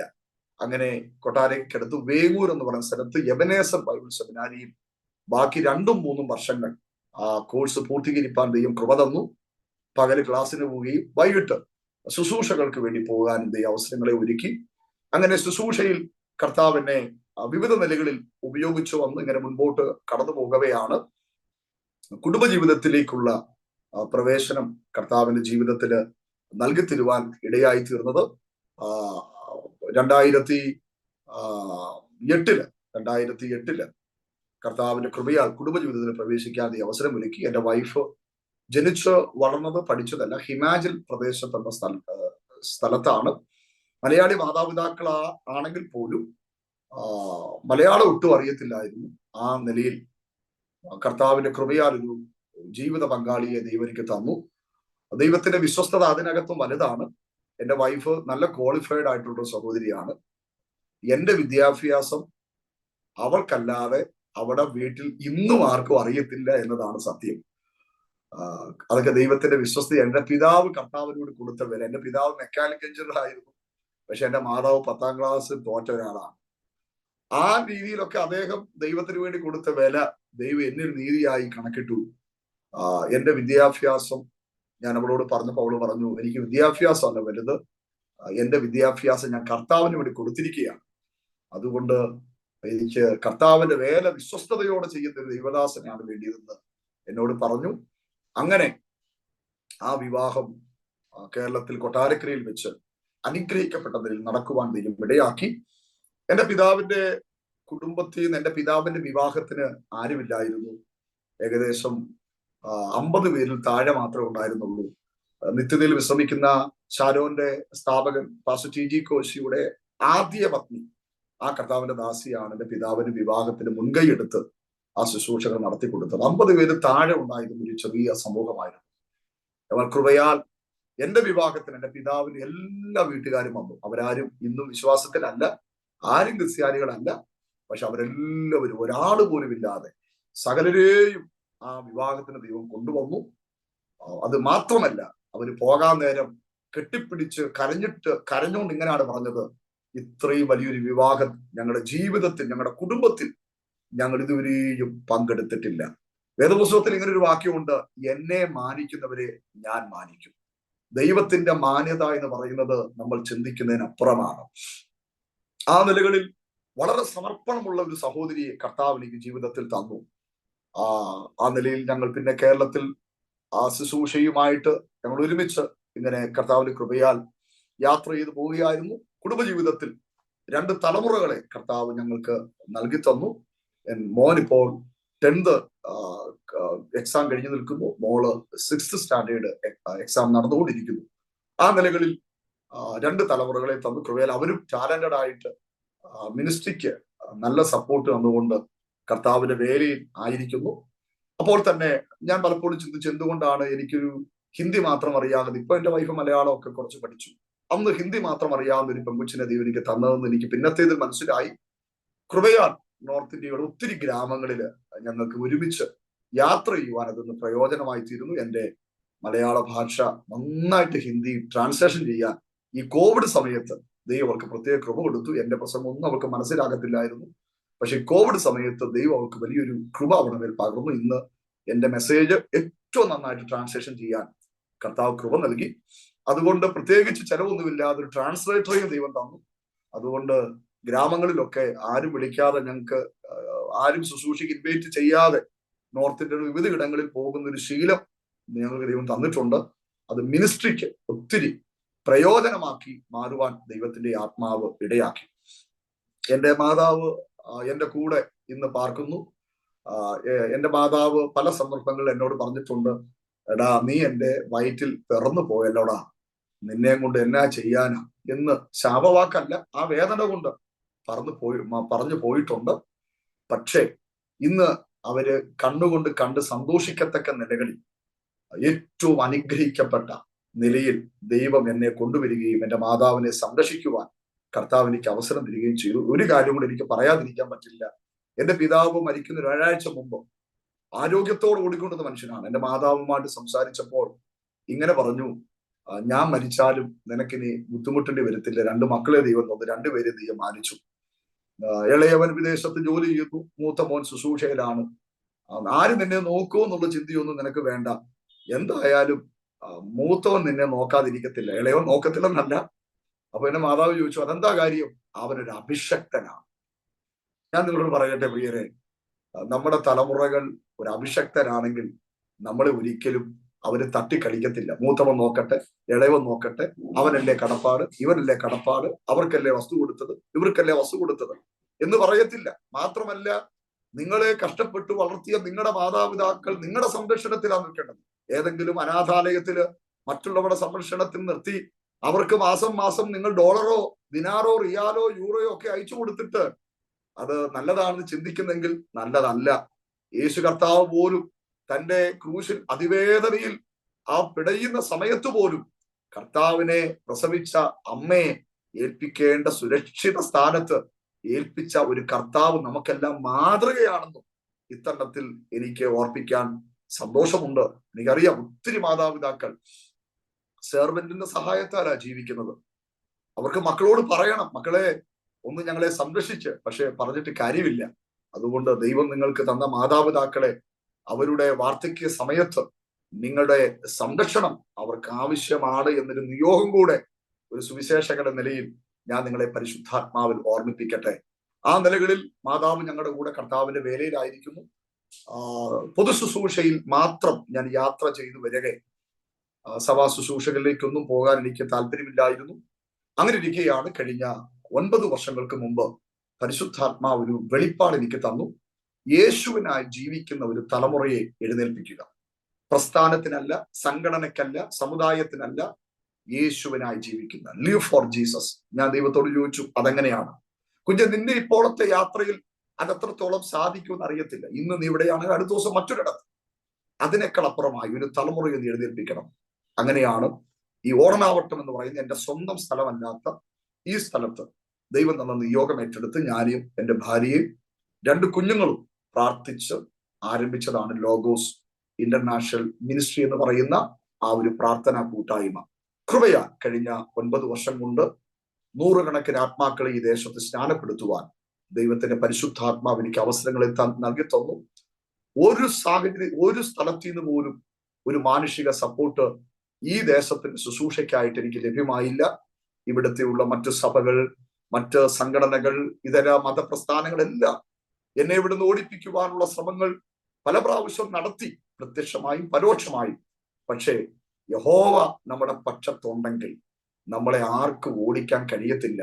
നിന്റെ വശത്ത് 1000 പേരും നിന്റെ വലതുവശത്ത് 10,000 പേരും വീഴും, പക്ഷേ ദൈവം നിന്നെ നിലനിർത്തു എന്നതിനെ തെളിവാക്കി ദൈവം നിർത്തി. ഒറ്റയ്ക്ക് ഞങ്ങൾ കുടുംബമായിട്ട് ഇവിടെ കർത്താവിന് വേറെ ആരംഭിച്ചു. ഇന്ന് അനുഗ്രഹിക്കപ്പെട്ട സഭ, അനേക കുടുംബങ്ങൾ, ആത്മാക്കളെ, സ്വന്തമായി സ്ഥലം, ദൈവസഭ, അതെല്ലാം തന്ന് ഇതര സഭകൾക്കില്ലാത്ത എല്ലാ ഫെസിലിറ്റി ദൈവത്തിന്റെ വിശ്വസ്തതയാണ് തന്ന് ദൈവം മാനിച്ചു.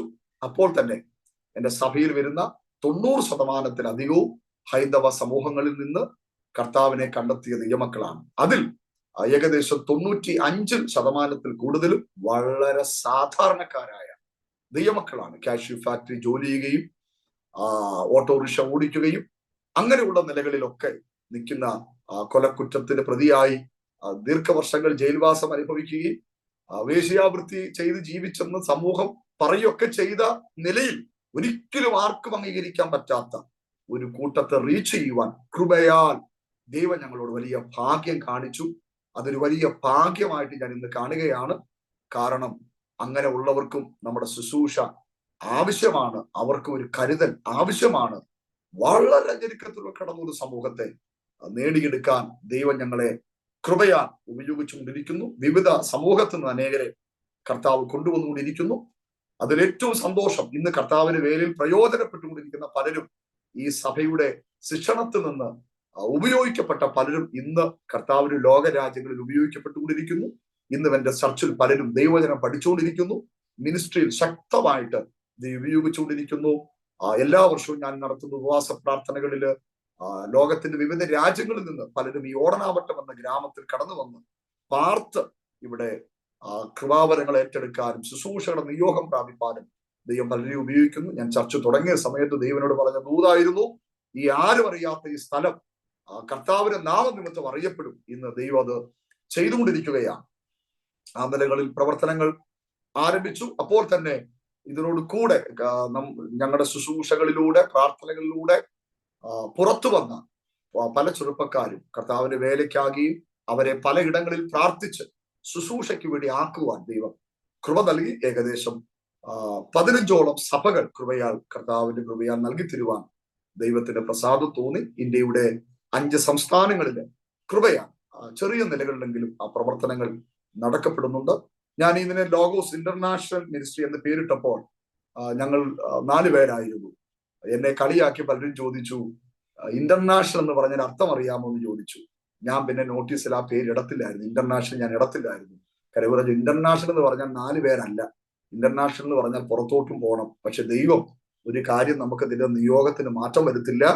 ആ ഇന്റർനാഷണൽ കൃപയാൽ ഇന്ന് ഇന്റർനാഷണൽ ആയിട്ട് തന്നെ വിവിധ രാജ്യങ്ങളിൽ പോലും, ഞാൻ പോകാത്ത രാജ്യങ്ങളിൽ പോലും ഇവിടുന്ന് പോയവർ ചെന്ന് ലോഗോസിന്റെ അണ്ടറിൽ പ്രവർത്തനങ്ങൾ ആരംഭിക്കുവാനൊക്കെ ദൈവം ഇടയാക്കി. ആ നിലകളിലൊക്കെ ദൈവത്തിന്റെ കൃപ വിശ്വസ്തത അനുഭവിപ്പാൻ ദൈവത്തിന്റെ പരിശുദ്ധാത്മാവ് ഞങ്ങളെ സഹായിച്ചുകൊണ്ടിരിക്കുന്നു. അപ്പോൾ തന്നെ കേവലം ആത്മീയതയിൽ മാത്രമല്ല എന്ന് പറഞ്ഞാൽ പ്രസംഗവും പാട്ടും പ്രാർത്ഥനയും മാത്രമല്ല, സാധുക്കളിലേക്ക് ഇറങ്ങിച്ചെല്ലാൻ ദൈവം ഞങ്ങളുടെ മിനിസ്ട്രി ഉപയോഗിച്ചുകൊണ്ടിരിക്കുന്നു. ഈ കോവിഡ് സമയത്തും വളരെ സാധുക്കളായ പലർക്കും ഞങ്ങളുടെ അധ്വാനങ്ങൾ, ചർച്ചിൽ മേശിരിമാരുണ്ട്, മൈക്കാടുമാരുണ്ട്, പ്ലംബർമാരുണ്ട്, ഇലക്ട്രീഷ്യന്മാരുണ്ട്, അങ്ങനെ പല ആൾക്കാരുണ്ട്.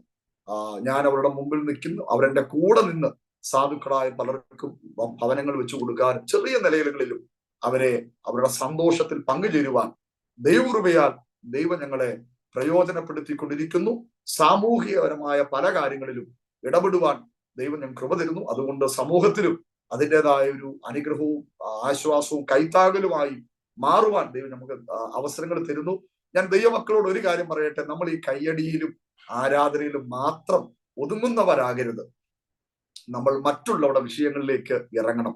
ചർച്ചിനകത്തുള്ള ആത്മീയതയിൽ മാത്രം ഒതുങ്ങരുത്.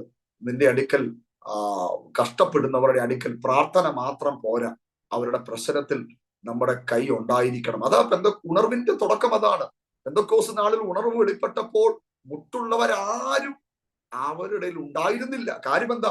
ഉള്ളവർ കൊടുക്കുമായിരുന്നു, ഉള്ളവർ ഷെയർ ചെയ്യുമായിരുന്നു. അതുകൊണ്ട് മുട്ടുള്ളവരാരും ഉണ്ടാകാതിരുന്നത്. അതിനുള്ള കൃപ ദൈവം അവർക്ക് നൽകുവാനിടയായി തീർന്നു. എത്രയോ ദൈവദാസന്മാർ, ദാനിയൽ ജോൺ പാസ്റ്റർ ദീർഘവർഷങ്ങളായിട്ട് നോർത്ത് ഇന്ത്യയിൽ കർത്താവിന്റെ വേല വിശ്വസ്തയോടെ ചെയ്തൊരു അഭിഷക്തനാണ്. അതുപോലെ എത്രയോ ദൈവദാസന്മാർ ഇങ്ങനെ വേല ചെയ്യുന്നുണ്ട്. അവർക്കൊക്കെ നാടുകളിൽ പലർക്കും വീടില്ല.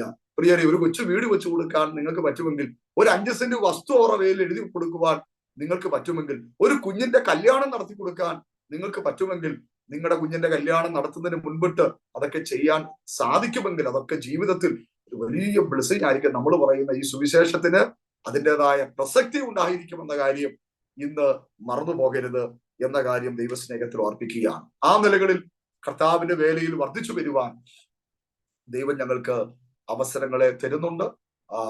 ഒരു സഭാ സ്പിരിറ്റ്, ഒരു സംഘടനാ സ്പിരിറ്റ് എന്നതിനേക്കാൾ അപ്പുറമായി ദൈവരാജ്യം വളരട്ടെ, ദൈവരാജ്യം വളരട്ടെ. ആ ഒരു കൺസെപ്റ്റിനാണ് ഞങ്ങൾ പ്രാധാന്യം കൊടുക്കുന്നത്. എല്ലാ സഭകൾക്കും വേണ്ടി ഞങ്ങൾ പ്രാർത്ഥിക്കുന്നു, ഇന്ത്യയുടെ ഉണർവിനായി പ്രാർത്ഥിക്കുന്നു. ആ നിലകളിൽ കർത്താവിന് വേണ്ടി നിൽക്കുവാൻ ദൈവം അവസരങ്ങളെ നൽകി തരുന്നു. എന്റെ പിന്നിൽ 2 തലമുറകൾ കർത്താവിന് വേണ്ടി കൊടുത്ത വിലയുണ്ട്. അവർ ആഹാരത്തിന് വില കൊടുത്തു. അവർ എന്റെ വല്യപ്പച്ചനും എന്റെ പിതാവും ഒരുപാട് പട്ടിണി കിടന്നതാണ്, ഒരുപാട് ദാരിദ്ര്യം അനുഭവിച്ചതാണ്. ഇല്ലാത്തത് കൊണ്ടല്ല, കർത്താവിന് വേലയ്ക്ക് വേണ്ടി ഇറങ്ങിയതിൽ അതിൽ ദൈവം 3-ാം തലമുറ ഏറ്റവും അനുഗ്രഹിക്കപ്പെടുവാനിടയായി. അവർ വാഹനത്തിന്റെ വിഷയത്തിൽ ഭാരപ്പെട്ടു, പാർപ്പിടത്തിന്റെ വിഷയത്തിൽ ഭാരപ്പെട്ടു. കൃപയാൽ അതെല്ലാം ദൈവം കണക്ക് തീർത്ത് ദൈവം ഞങ്ങൾക്ക് നൽകി മാനിച്ചു. പലതും വേണ്ട കർത്താവ് എന്ന് പറഞ്ഞാൽ പോലും പോരാ, ഇത് വെക്ക് എന്ന് പറയുന്ന ഒരു അന്തരീക്ഷത്തിലാണ് കൃപയാൽ ഇന്ന് പൊയ്ക്കൊണ്ടിരിക്കുന്നത്. ഒരു കാര്യം ഞാൻ നിങ്ങളോട് ദൈവസ്നേഹത്തിൽ പറയട്ടെ, പാട്ടുകാരൻ പാടുന്ന പോലെ അവൻ ആർക്കും കടക്കാരനല്ല. നിങ്ങൾ കർത്താവിന്റെ വേലയ്ക്ക് വേണ്ടി, ഞാൻ ഇങ്ങനെ പറയും, ഒരു ചെറുവിരൽ അനക്കിയെങ്കിൽ ദൈവം നിങ്ങളുടെ വിഷയത്തിൽ വൻ വിരൽ അനക്കുവാൻ വിശ്വസ്തനാണ്. അതുകൊണ്ട് നിങ്ങൾ കർത്താവിന്റെ നാമത്തിന് വേണ്ടി ചെയ്തതൊന്നും മറന്നു കളയാൻ അവൻ അനീതിയുള്ള ദൈവമല്ല. നിങ്ങളുടെ തലമുറകൾക്ക് അതൊരു നിക്ഷേപമാണ് എന്നതിനകത്ത് യാതൊരു സംശയവുമില്ല. എന്റെ പിതാവ് ഈ ലോകത്തു നിന്ന് മാറ്റപ്പെടുമ്പോൾ ഞങ്ങൾക്ക് വേണ്ടി ഒന്നും ഉണ്ടാക്കിയിട്ടല്ല പോയത്. അദ്ദേഹം ഞങ്ങളോട് പറഞ്ഞിരുന്നു, പ്രാർത്ഥിച്ചു പഠിച്ചോണം. എന്റെ ATM കാർഡ് കൊണ്ട് ഉപജീവനം കഴിക്കാമെന്ന് ചിന്തിക്കരുത്. എനിക്ക് ലഭിച്ചതെല്ലാം ഞാൻ കർത്താവിന്റെ നാമത്തിന് വേണ്ടി വിതച്ചിട്ടുണ്ട്. അതുകൊണ്ട് കൃപയാൽ ഞാൻ ഇപ്പോൾ ഇങ്ങനെ ചിന്തിക്കുന്നു, എന്റെ പിതാവ് ഞങ്ങൾക്ക് വേണ്ടി വലിയ ബാങ്ക് ബാലൻസും നിക്ഷേപവും തന്നായിരുന്നെങ്കിൽ ഒരിക്കലും ഞാൻ എന്റെ മുട്ടയെ തഴമ്പ് വരുത്തില്ലായിരുന്നു. പക്ഷേ ഇന്ന് ദൈവസന്നിധിയിൽ മുട്ടയെ തഴമ്പ് വന്നു എന്തുകൊണ്ടാണ് ചോദിച്ചാൽ, അങ്ങനെ ഒരു പശ്ചാത്തലം ഇല്ലാത്തത് കൊണ്ടാണ്. ഓരോ ദിവസവും വേണ്ടിയത് ദൈവസന്നിധി പ്രാപിക്കുന്നു. നിങ്ങളുടെ കുഞ്ഞുങ്ങളെ നന്നായിട്ട് പഠിപ്പിച്ചോ, തെറ്റില്ല. നല്ല സാഹചര്യങ്ങൾ അവർക്ക് വേണ്ടി ചെയ്തു കൊടുക്കുക, തെറ്റില്ല. പക്ഷേ ഞാനൊരു ദൈവസ്നേഹത്തിൽ നിങ്ങളോട് പറയട്ടെ, അതിന്റെയൊക്കെ നടുവിലും അവരുടെ മേൽ കിടക്കുന്ന വാഗ്ദത്തങ്ങൾക്ക് വേണ്ടി പ്രാർത്ഥിക്കാനും അവരെ അതിനുവേണ്ടി ഒരുക്കുവാനും നിങ്ങൾക്ക് കഴിയുമെങ്കിൽ ഏറ്റവും അനുഗ്രഹിക്കപ്പെട്ട ഒരു ഭാവി നിങ്ങളുടെ തലമുറകൾക്ക് ദൈവം കൊടുക്കും. അവർക്ക് വേണ്ടി ലക്ഷ്യങ്ങൾ കരുതി വെക്കുവാൻ നിങ്ങൾക്ക് സാധിച്ചില്ലേലും ദൈവസ്നേഹത്തിൽ ഞാൻ പറയുന്നു, നിങ്ങൾ കർത്താവിന് വേണ്ടി ചെയ്തത് ദൈവം നീതിയായി കണക്കിടുവാൻ വിശ്വസ്തനാണ്. ആ നിലകളിൽ കർത്താവിന്റെ വേലയിൽ വ്യാപൃതരായി മാറുവാൻ ദൈവത്തിന്റെ പരിശുദ്ധാത്മാവ് ഞങ്ങൾക്ക് അവസരങ്ങളെ തന്നുകൊണ്ടിരിക്കുകയാണ്. ഒട്ടനവധി അനുഭവങ്ങൾ, ഒരുപാട് സമയങ്ങളെടുത്ത് പറയേണ്ട വ്യക്തിയും അതിനുള്ള സാഹചര്യങ്ങൾ മുമ്പിലുണ്ട്. പക്ഷേ പരിമിതി കൊണ്ട് ആ സാഹചര്യങ്ങളിലേക്ക് ഞാൻ മുൻപോട്ട് കടന്നു പോകുന്നില്ല. ഈ പ്രത്യേക സാക്ഷ്യങ്ങൾ, ഈ ദൂതുകളൊക്കെ നിങ്ങൾ കേൾക്കുമ്പോൾ നിങ്ങളുടെ ഹൃദയത്തിനുള്ളിൽ കർത്താവിനോടുള്ള ആത്മാർത്ഥമായ സ്നേഹം, യേശു കർത്താവ് പത്രോസിനോട് ചോദിച്ചതുപോലെ, നീ എന്നെ സ്നേഹിക്കുന്നുവോ? നീ എന്നെ സ്നേഹിക്കുന്നുവോ? അതെ, കർത്താവിനെ സ്നേഹിക്കുന്ന, കർത്താവിനാൽ സ്നേഹിക്കപ്പെടുന്നവരാ നമ്മളെല്ലാവരും. നമ്മൾ കർത്താവിനെ സ്നേഹിക്കുന്ന ഒരു വലിയ ഹൃദയത്തിന്റെ ഉടമകളായി മാറുവാനുള്ള ഒരു വലിയ നിയോഗത്തെ ഈ പ്രത്യേക സാഹചര്യത്തിൽ പരിശുദ്ധാത്മാവ് നിങ്ങൾക്ക് നൽകിത്തരട്ടെ എന്ന് ഞാൻ ആത്മാർത്ഥമായി പ്രാർത്ഥിക്കുകയാണ്. പ്രത്യേകമായ ഒരു സാഹചര്യത്തിലൂടെയാണ് ആത്മീക സമൂഹം കടന്നുകൊണ്ടുകൊണ്ടിരിക്കുന്നത്. വിശ്വാസ ത്യജനം ശക്തമായി സംഭവിക്കുന്നു. ദുരുപദേശത്തിന്റെ കടന്നുകയറ്റം ശക്തമായി സംഭവിക്കുന്നു. അതിന്റെ നടുവിൽ കർത്താവിന് വേണ്ടി ശക്തമായി നിൽക്കുവാൻ ഒരു തലമുറയെ ദൈവം അന്വേഷിച്ചുകൊണ്ടിരിക്കുകയാണ്. അതിലൊരു തലമുറയായി മാറുവാൻ ദൈവത്തിന്റെ പരിശുദ്ധാത്മാവ് നിങ്ങൾക്ക് എല്ലാവർക്കും കൃപ നൽകട്ടെ എന്ന് ആത്മാർത്ഥമായി പ്രാർത്ഥിക്കുന്നു. കർത്താവായ യേശുക്രിസ്തു യോഹന്നാനെ പരിചയപ്പെടുത്തുമ്പോൾ വെളിപ്പാട് പുസ്തകത്തിൽ ഇപ്രകാരമാണ്, അവൻ കഷ്ടതയിൽ കൂട്ടാളിയായ യോഹന്നാൻ, എന്റെ കഷ്ടതയിൽ കൂട്ടാളിയായ യോഹന്നാൻ. കർത്താവായ യേശുക്രിസ്തുവിന്റെ ക്രൂശ് മരണത്തിന്റെ അവസാന സന്ദർഭങ്ങളിൽ ക്രൂശിനരികിൽ നിന്ന ശിഷ്യന്മാരിൽ ഒരു ശിഷ്യൻ യോഹന്നാൻ മാത്രമായിരുന്നു. ആ യോഹന്നാന്റെ ജീവിതത്തിൽ പത്മോസിന്റെ കഷ്ടത വന്നപ്പോൾ കർത്താവ് മാറിപ്പോയില്ല. പത്മോസിൽ ദൈവസാന്നിധ്യത്തെ പകർന്ന് യോഹന്നാനെ കർത്താവ് ശക്തീകരിച്ചതുപോലെ കർത്താവിനോട് കൂടെ ചേർന്ന് നിൽക്കാമെങ്കിൽ, കർത്താവിന് കൂടെ നിൽക്കുമ്പോൾ കഷ്ടതയുണ്ട്, പോരാട്ടങ്ങളുണ്ട്. അത് വ്യക്തമായി യേശു പറഞ്ഞിട്ടുണ്ട്. ലോകത്തിൽ നിങ്ങൾക്ക് കഷ്ടം ഉണ്ടെന്നാ പറഞ്ഞിരിക്കുന്നത്, നമുക്ക് പോരാട്ടം ഉണ്ടെന്നാ പറഞ്ഞിരിക്കുന്നത്. ക്രിസ്തുവിൽ ഭക്തിയോടെ ജീവിക്കുവാൻ അവസരമുള്ളവർക്കെല്ലാം ഉപദ്രവം ഉണ്ടെന്നാ പറഞ്ഞിരിക്കുന്നത്. ഇതൊന്നും മറച്ചു വെച്ചല്ല കർത്താവ് പറഞ്ഞത്, ഇതെല്ലാം ഉണ്ട്. പക്ഷേ ഞാൻ ലോകത്തെ ജയിച്ചിരിക്കുന്നു. ആ പോരാട്ടങ്ങൾക്കൊന്നും നമ്മളെ ഒന്നും ചെയ്യുവാൻ കഴിയത്തില്ല.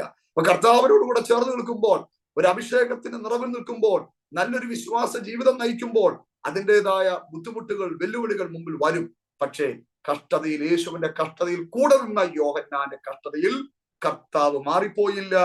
ആ കഷ്ടതയിൽ കർത്താവ് കൂടെ നിന്നതുപോലെ നമ്മുടെ ജീവിതത്തിന്റെ ഏത് സാഹചര്യത്തിലും നമ്മുടെ കൂടെ നിൽക്കുന്ന കർത്താവിന്റെ വിശ്വസ്തത വലിയതാണ് എന്ന യാഥാർത്ഥ്യത്തെ ഈ പ്രത്യേക സമയത്ത് മനസ്സിലാക്കിക്കൊണ്ട് കർത്താവിന് വേണ്ടി ജീവിക്കുവാൻ പരിശുദ്ധാത്മാവ് നമുക്കെല്ലാവർക്കും കൃപ നൽകട്ടെ എന്ന് ആത്മാർത്ഥമായി പ്രാർത്ഥിച്ചുകൊണ്ട് എന്റെ വാക്കുകൾക്ക് ഞാൻ വിരാമം കുറിക്കുവാൻ കർത്താവിൽ ആഗ്രഹിക്കുന്നു. പ്രത്യേകിച്ച് ഈ ആരോമ TV ഈ പ്രത്യേക കാലഘട്ടത്തിൽ സുവിശേഷത്തിന്റെ വ്യാപനത്തിന് വേണ്ടി പ്രത്യേകിച്ച് ഈ മാധ്യമം വഴിയായി ചെയ്തുകൊണ്ടിരിക്കുന്ന ഏറ്റവും അനുഗ്രഹിക്കപ്പെട്ട ശുശ്രൂഷ, പ്രതിഫലേച്ഛ കൂടാതെ മറ്റൊന്നും പ്രതീക്ഷിക്കാതെ മറ്റുള്ളവർക്ക് ഒരു ആശ്വാസത്തിനും ബലത്തിനും അവരുടെ കരുത്ത് വർദ്ധിക്കുവാനും കാരണമാകത്തക്ക നിലയിൽ അനേകരുടെ അനുഭവ സാക്ഷ്യങ്ങൾ, അനേകരുടെ ദൂതുകൾ ഈ മാധ്യമം വഴിയായി അത് ക്രമീകരിപ്പാൻ അവസരങ്ങൾ കർത്താവ് കൊടുത്ത ഇതിന്റെ എല്ലാ പ്രവർത്തകരോടും, പ്രത്യേകിച്ച് പാസ്റ്റർ ഡാനിയൽ ജോണിനോട് എന്റെ ഹൃദയംഗമായ നന്ദിയെ ഞാൻ ഇത്തരണത്തിൽ അറിയിച്ചുകൊണ്ട് കർത്താവിന്റെ സന്നിധിയിൽ വിശ്വസ്തയോടെ തുടർന്ന് ദൈവവേല ചെയ്യുവാൻ നിങ്ങളുടെ പ്രാർത്ഥന കൂടെ ആവശ്യപ്പെട്ടുകൊണ്ട് എന്റെ വാക്കുകൾക്ക് വിരാമം കുറിക്കുന്നു. കർത്താവ് നമ്മളെല്ലാവരെയും അനുഗ്രഹിക്കുകയും സഹായിക്കുകയും ചെയ്യട്ടെ. ആമേൻ, ആമേൻ, ആമേൻ. കർത്താവിന്റെ ദാസൻ പാസ്റ്റർ ബിന്നി ജോൺ അവറുകൾ വളരെ അനുഗ്രഹീതമായ സാക്ഷ്യം, ജീവിതത്തിന്റെ അനുഭവത്തിന്റെ ഏടുകളിൽ നിന്നുകൊണ്ട് സംസാരിപ്പാൻ, പറയുവാൻ തക്കോടിയായി തീർന്നു. അപ്പോൾ തന്നെ പ്രസക്തമായ ഒന്ന് രണ്ട് കാര്യങ്ങൾ ചൂണ്ടിക്കാട്ടിയതിന്റെ ഒരു ക്ലാരിഫിക്കേഷൻ എന്ന നിലയിൽ ഞാൻ ഒന്ന് രണ്ട് കാര്യം ചോദിക്കാൻ ആഗ്രഹിക്കുന്നത്, എന്തുകൊണ്ടാണ് കർത്താവിന്റെ ദാസൻ ഇടയ്ക്ക് സൂചിപ്പിച്ചത് ഇന്നത്തെ സമൂഹത്തിൽ, പെന്തക്കോസ്ത് സമൂഹത്തിൽ കേവലം ആത്മീയ നിലവാരത്തിൽ നിന്ന്, അഥവാ കയ്യടിയും പാട്ടും മാത്രം പോരാ, സാമൂഹ്യ സേവനത്തിലേക്ക് ദൈവസഭ ഇറങ്ങി വരണമെന്ന് ഒരു കാര്യം സൂചിപ്പിക്കുകയുണ്ട്. എന്തുകൊണ്ടാണ് അങ്ങനെ ഒരു കാര്യം സൂചിപ്പിക്കാൻ ഇടയായി തീർന്നത്? കാരണം നമ്മുടെ വിശ്വാസ സമൂഹം മാത്രമാണ് ആ ഒരു വിഷയത്തിൽ വളരെ പുറകോട്ട് നിൽക്കുന്നത്. എന്റെ ചർച്ചിൽ വരുന്ന ഒരു മാതാവും പിതാവും അവര് പ്രായമുള്ളവരാണ്, മക്കളൊന്നും അവരെ സംരക്ഷിക്കാറില്ല. ആ ഒരു സാഹചര്യത്തില് അവര് ഒരു ടാർപ്പയുടെ കീഴിൽ കിടക്കുന്ന ഒരു അന്തരീക്ഷത്തിലായിരുന്നു. എന്നാൽ ഞങ്ങൾ ഒരു ദിവസം അവിടെ വിസിറ്റ് ചെയ്തപ്പോഴാണ് അവർ യഥാർത്ഥ സ്ഥിതി മനസ്സിലാക്കിയത്. ഞങ്ങളെ ആ വീട്ടിലേക്ക് ചെല്ലാൻ അവര് അനുവദിച്ചിരുന്നില്ല. അപ്പോൾ ഞങ്ങൾ തീരുമാനിച്ചു അവർക്ക് വേണ്ടി ചെറിയൊരു വീട് വെച്ചു. ഒരു കോളനി ഭാഗമാണ്, മുസ്ലിങ്ങളൊക്കെ തിങ്ങി വളരുന്ന ഒരു ഭാഗമാണ്. അവിടെ ചെന്നു ഞങ്ങള് ഒരു ചെറിയ ഭവനം അവർക്ക് വേണ്ടി പണിതു കൊടുത്തു. ഒരു വർഷത്തിന് ശേഷം ആ മാതാവ് ഈ ലോകത്തിൽ നിന്ന് മാറ്റപ്പെട്ടു. അവിടുത്തെ ഫ്യൂണറൽ സർവീസിൽ ഞാൻ നടത്താൻ വേണ്ടി അവിടെ ചെല്ലുമ്പോൾ ഞാൻ കണ്ടത് ആ കോളനി മുഴുവനും ഇളകി വന്ന് നിൽക്കുകയാണ്. അവര് വന്നത് അമ്മച്ചിയെ കാണാനല്ല, മക്കള് പോലും നോക്കാത്ത ഈ പാവങ്ങൾക്ക് ഇത് ചെയ്തു കൊടുത്ത പാസ്റ്ററെയും ദൈവമക്കളെയും കാണണം. അവരത് അവിടെ വന്ന് സാക്ഷിയായി നിൽക്കുകയാണ്. അതുകൊണ്ട് എന്താ സംഭവിച്ചതെന്ന് ചോദിച്ചാൽ, ആ ശവസംസ്കാര ശുശ്രൂഷ ഒരു സുവിശേഷ യോഗമായി നടത്താൻ ദൈവം എനിക്ക് കൃപ തന്നു. അവസാനം കർത്താവിന് വേണ്ടി ജീവിതം സമർപ്പിക്കാൻ പറഞ്ഞപ്പോൾ ഏകദേശം 10-30ഓളം പേര് മുൻപോട്ട് വരുന്ന ഞാൻ കണ്ടു. നമ്മൾ പ്രസംഗിക്കുന്ന പ്രസംഗം മറ്റുള്ളവർ അംഗീകരിക്കണമെങ്കിൽ യേശു കാണിച്ച മാതൃക, യേശു സാമൂഹ്യപരമായ എത്രയോ വിഷയങ്ങൾ ഇടപെട്ടു. യേശു വിശ്വാസികൾക്കോ ശിഷ്യന്മാർക്കോ വേണ്ടി മാത്രം ജീവിച്ച ഒരാളല്ല. അതുകൊണ്ട് തന്നെ ആ നിലകളിൽ ആഹാരമില്ലാത്തവർക്ക് വേണ്ടി പ്രാർത്ഥിക്കാമെന്ന് പറഞ്ഞിട്ട് ഒരു പ്രയോജനവുമില്ല. അവൻ ആഹാരം കൊടുക്കണം. വസ്ത്രമില്ലാത്തവർക്ക് വേണ്ടി പ്രാർത്ഥിക്കാമെന്ന് പറയാതെ വസ്ത്രം വാങ്ങിക്കൊടുക്കണം.